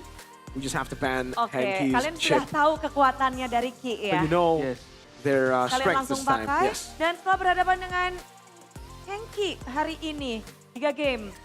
Yep. Gimana? Going up against Henki Setelah in di 3 season games. 17 akhirnya ketemu lagi sama Henki nih. You Kamu met ngeliat Henki Henki gimana again. sih? How do you think? What do you think about? Ya banyak Ki? improve lah dari dia. Yeah, Dari he segi improved hero a lot. juga. Dan pada akhirnya improve-nya Henki ternyata And belum at the end of the day, cukup His untuk improvements mengalahkan tim unfortunately Bigatron. wasn't Mau enough to nyampe beat you sesuatu ke guys Henki? today. Semangat terus buat Hengki. Give a message to Ki. Ki, Baik, keep terima your kasih. keep the spirits up. Vin. Langsung ya benar-benar semangat terus buat Henki. Tapi Moreno. Bagaimana pendapat kamu tentang kedatangannya opinion View on di Few's tim EVOS? debut in EVOS? Menarik. Interesting. Karena dia lawan aku dulu juga zaman 2023. We faced them back in the day, 2023 as well, when it was part of Emang AP udah Brand. ditakdirinnya berarti dia kesini. Oh. I think it's ketemu saya. I think it's destined for Few to Jadi come here takdirnya to untuk meet me. bertemu lagi dan melawan lagi. Iya. Tapi Gimana kalau misalnya ngelihat dari match yang tadi? So, what do you think about the match earlier? Gitulah. Jago. He's good. Jago. Si Piu jago, dia Piu's good. juga makronya jago banget. Macro's good. Lalu? Pengalaman dia juga banyak banget. Mental dia juga His jago mental's banget. great. He's a great player. Tapi But ada tapinya kah? Tapi Is there a mungkin but?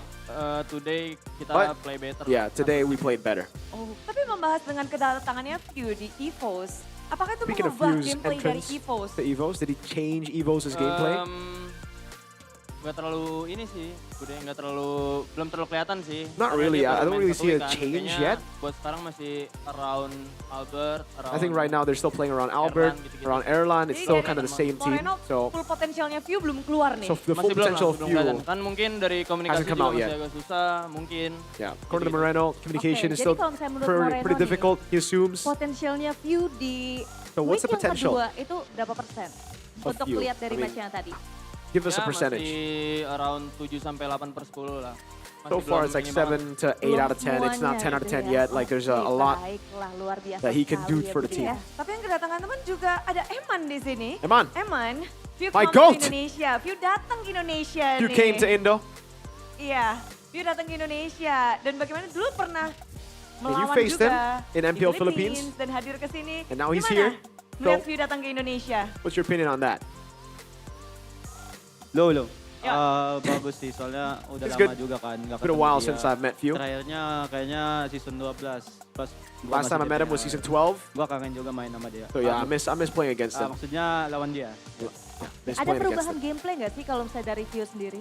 There Kalau menurut gua specific masih style of sama play aja that he sih. has? Mungkin hero pool-nya doang sih. No, not Soalnya really. I dulu think it's really hero-nya hero banyak pool. banget. Ya bisa main Gusion gitu. You can play a lot of Ya. different plays like the Gushin Tapi even. sekarang kan hilang metanya kan. But yeah, like right now it's just not Ya, in the karena meta. itu. Jadi happy karena teman lamanya hadir ke sini. Dan kalau boleh ngebahas tentang Bigetron sendiri, Eman, today, hari ini, Talking lawan about Eman. Erlan, 2-1. Eman, you Seberapa went up against panas Erlan, match up kalian 2-1. tadi di lane? Apa? What? Kata Moreno kurang panas karena gak ada Luke katanya. Moreno said this match wasn't as fired up as they expect because there's no Ini Luke. kenapa Luke nggak main ya? Why did Luke Kalian Luke ini play? nakut-nakutin Luke Iya. Kagak juga, Bude. Tanya itu coachnya lah. I don't know, ask their coach. Siapa tahu.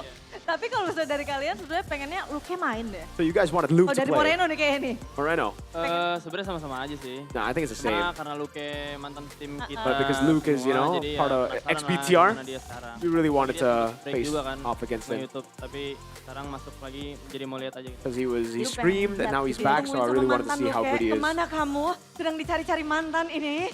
Tapi hari ini memang telah usai berakhir dengan kemenangan Today yang is manis ended. next week. Udah baru ngedapetin kemenangan tapi lawan next kalian Nanael. Your next match, week. Niall, next Dan week. ada Onyx di depan mata. Menjadi lawan pertama di minggu ketiga untuk Bigetron. Bagaimana nih Nanael harus menghadapi tim Onyx? How does it feel? You're gonna have to go Yang up against pastinya Onyx next seru, week. bakal ketemu I think it's gonna be Pasef, fun. Keyboy, Gonna meet Kumar. up against Sans, Tapi Keyboy. Eman pengen bilang sesuatu sama But Kelvin. Eman has a few words to say. Eman says, no, I have nothing to say. Gak ada. Nothing. Tapi kamu kangen He's gak lying. sih berhadapan match up sama Kelra? What do you think about the matchup against Pengen Kelra, Eman? langsung gak sih ketemu Kelra? Rindu Kelra, You miss? rindu atau... Good luck Going up aja. against Kelra? No, just good luck. Di minggu depan. Good luck, Kelra, next week. May the best team win aja. May the best team win. Wow, kata-katanya memang singkat Bude, tapi benar-benar mendalam dan menusuk banget ya. Luar biasa sekali. Baiklah kalau begitu sekali lagi Bigetroopers, marilah kita sambut. Ini dia Bigetron by Vitality. Here they are, Bigetron by Vitality.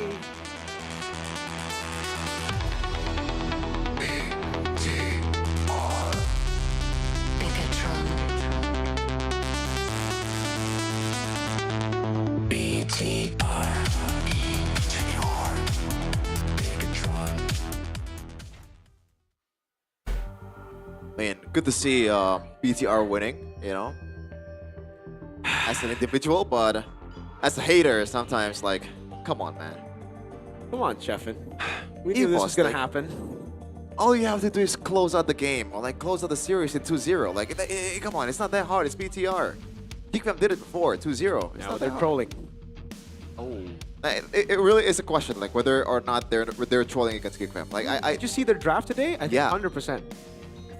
We might have to ask Erpang. Oh, he's not going to answer. He's too safe. Oh, okay. Media train. He's you know very what? media trained. I think, there might be some...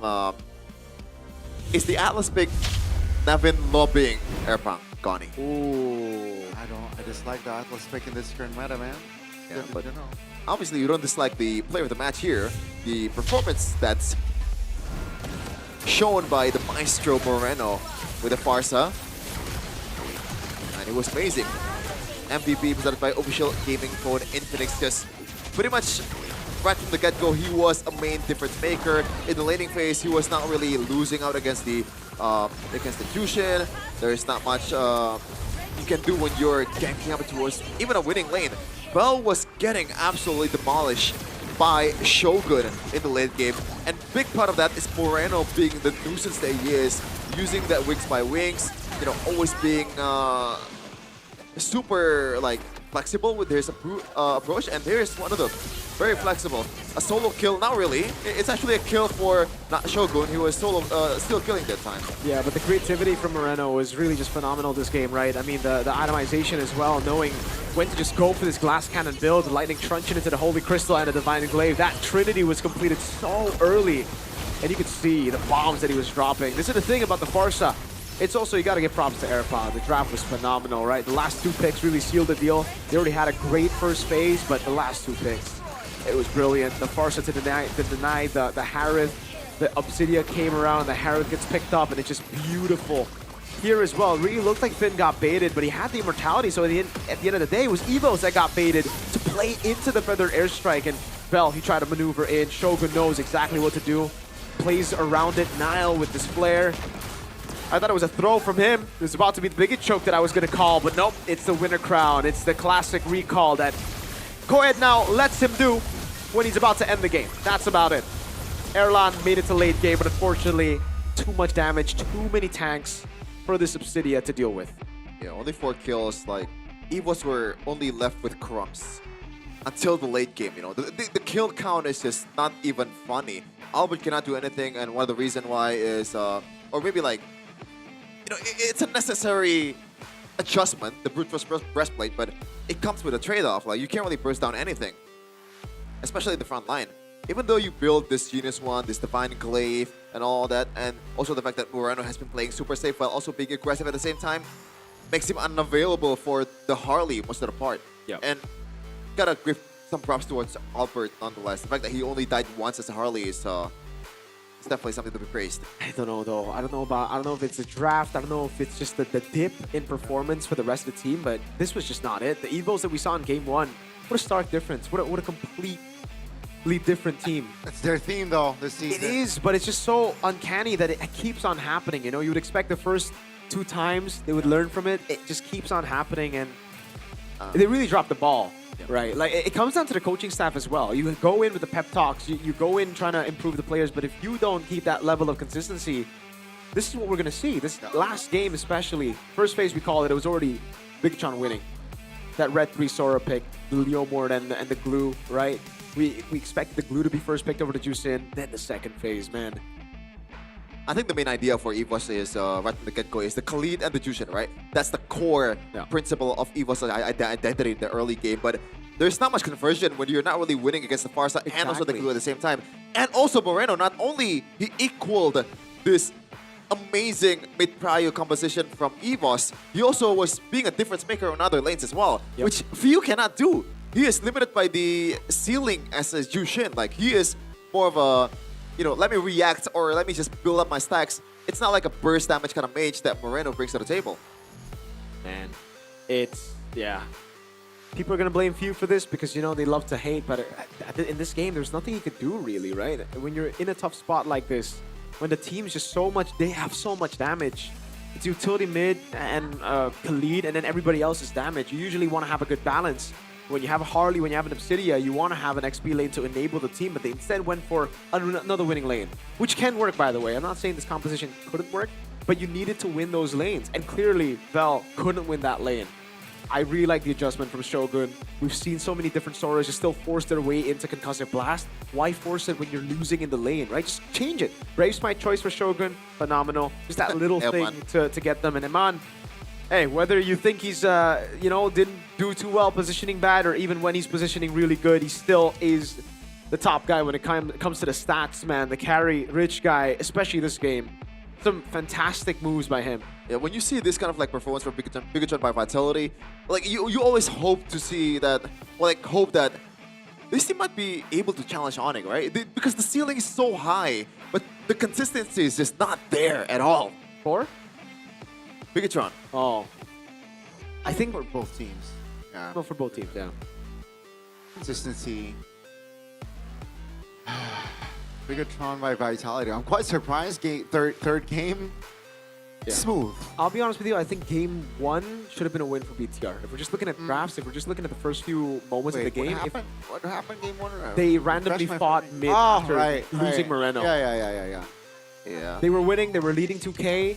That's been the same story all the way to game 3, right? They were the ones leading, they were the ones building. Yeah. Game 2, we saw a bit of that Big Choke as well.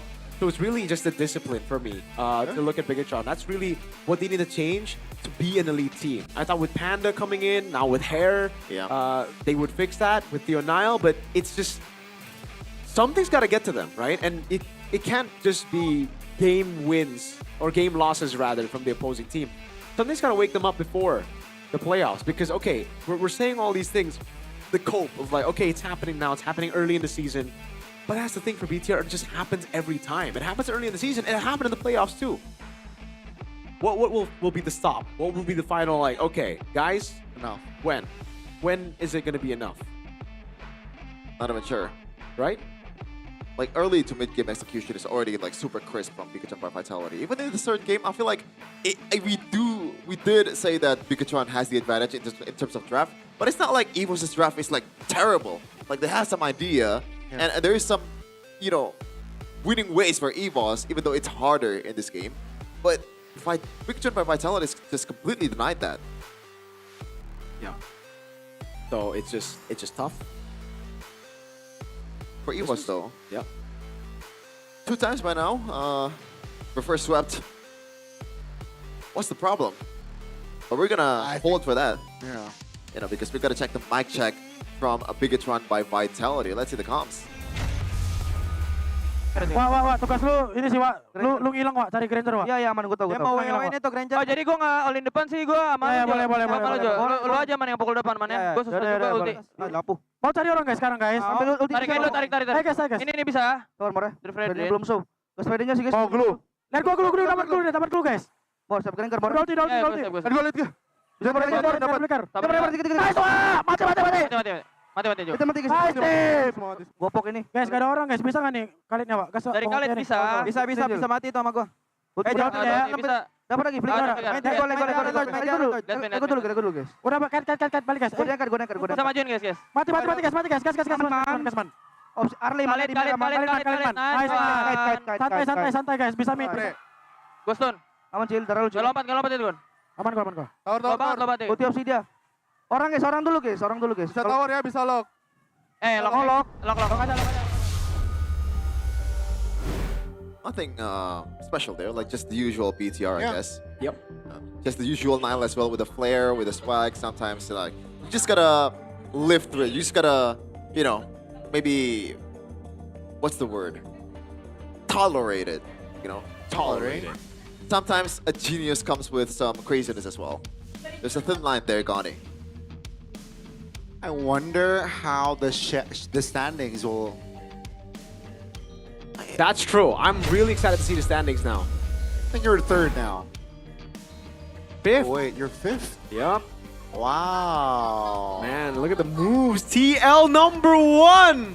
I can't believe it. Stop the count. I can't believe RQ #9, dude. 0-3. Oh man, Geek #7. Evo's dropping down to 6. I thought they would drop down to 8th.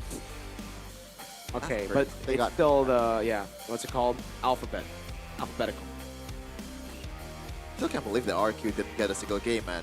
Yeah. Like, I know there's gotta be some struggle, you know, After especially seeing the way they draft and their play, I don't think it's that surprising. But before like that, coming into the season, yeah, for you sure. know, the acquisition of Super Dan, obviously, he's an RQ Kaito member. Like, here's the thing, right? They played only one match this week, I believe. Yeah. Yes. Lucky for them, because if they played, That's true. That's true. I agree. With I agree this you. like sort of like, I agree. They could have easily gone 0-4.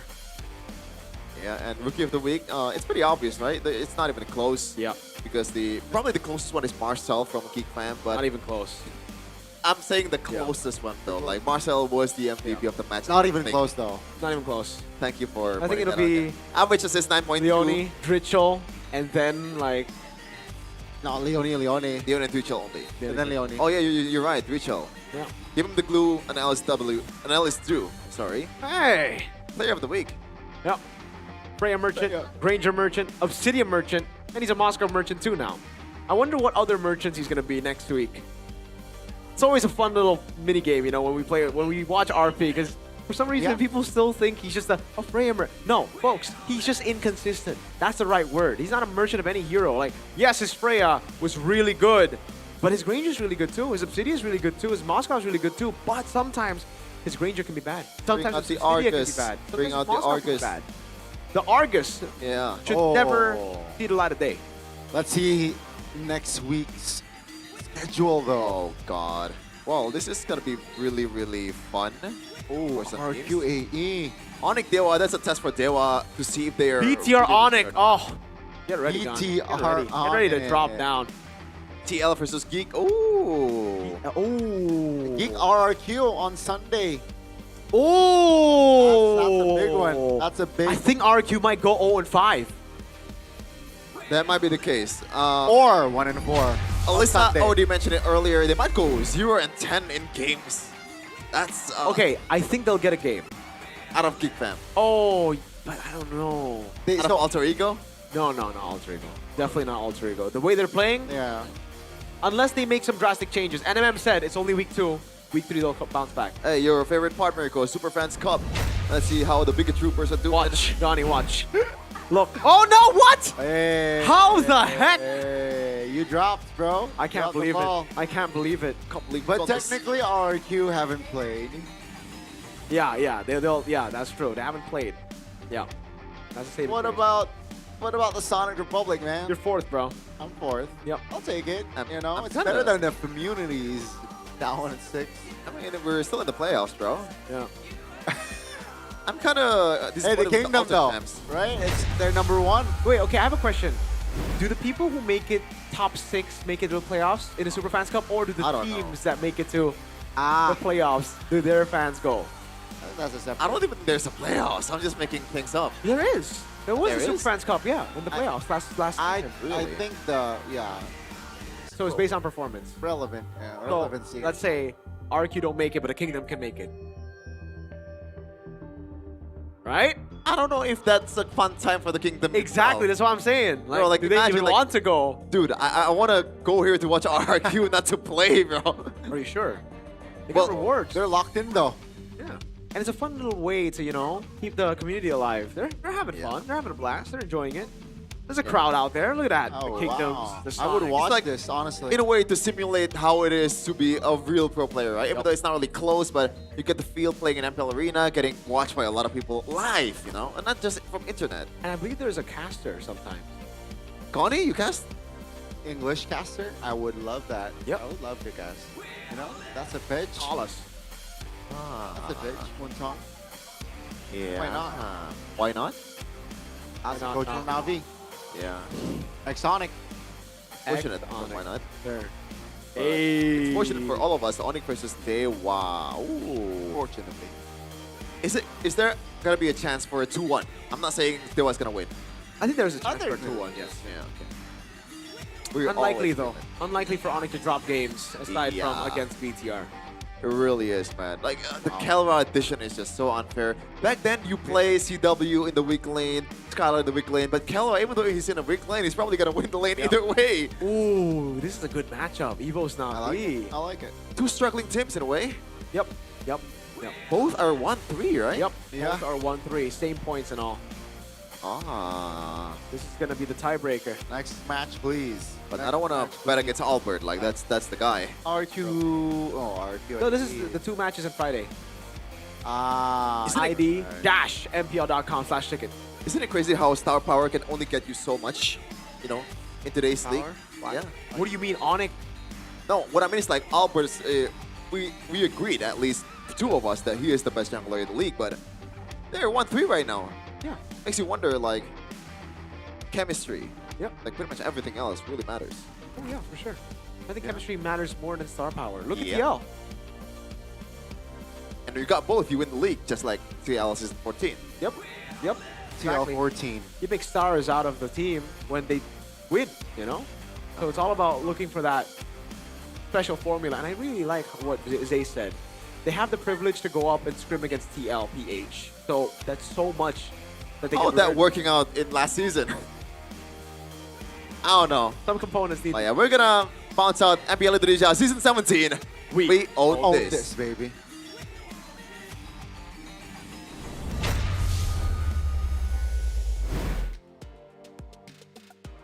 Tak terasa, minggu yang kedua harus kita tutup karena semua tim sudah berjuang dengan lebih ekstra di minggu yang kedua ini. Yes, betul sekali. Tapi tidak lupa di minggu depan pastinya akan masih banyak match-match yang luar biasa, match-match yang tidak kalah panas dari minggu yang kedua. Benar, kalau semen terus bergerak Sabila dan kita juga nggak sabar banget bagaimana tim-tim akan berkembang. Namun kita juga ingin berterima kasih kepada kalian semua para super fans dan juga para sponsor dan partner karena MPL Indonesia Season 17 powered by Moontown, supported by PBSI, presented by official gaming phone Infinix. Serta tidak lupa untuk official wallet kita ada GoPay, official gaming chair Kodak, serta untuk partner ini sports ada Garnier, Bayu, Dunia Games, Games Max, dan OnePlay. Ditambah supplier IndiHome, Indomaret, Yummy Toys, dan juga Aqua. Yes, itu dia pastinya keseruan kita di minggu yang kedua. Dan kita berdua pengen ingetin nih super fans yang ada di rumah untuk ikutan juga keseruan di minggu yang ketiga. Dan pastikan kalian menjadi saksi perjalanan dari para tim di MPL Indonesia Season 17. We on this!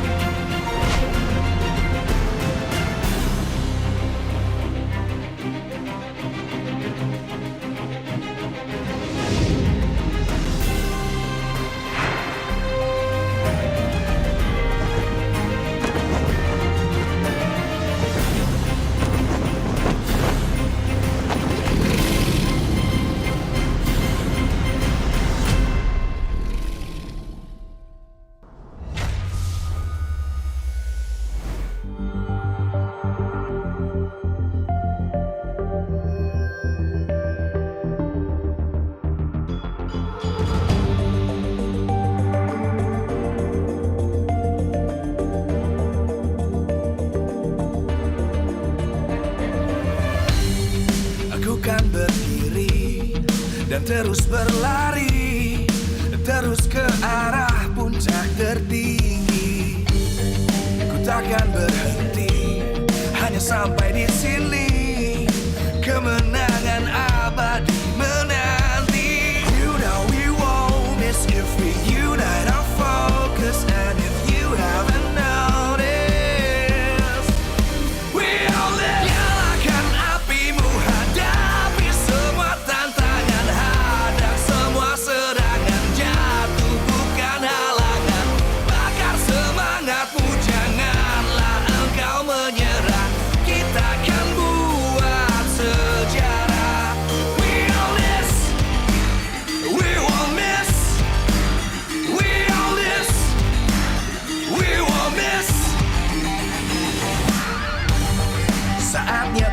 see.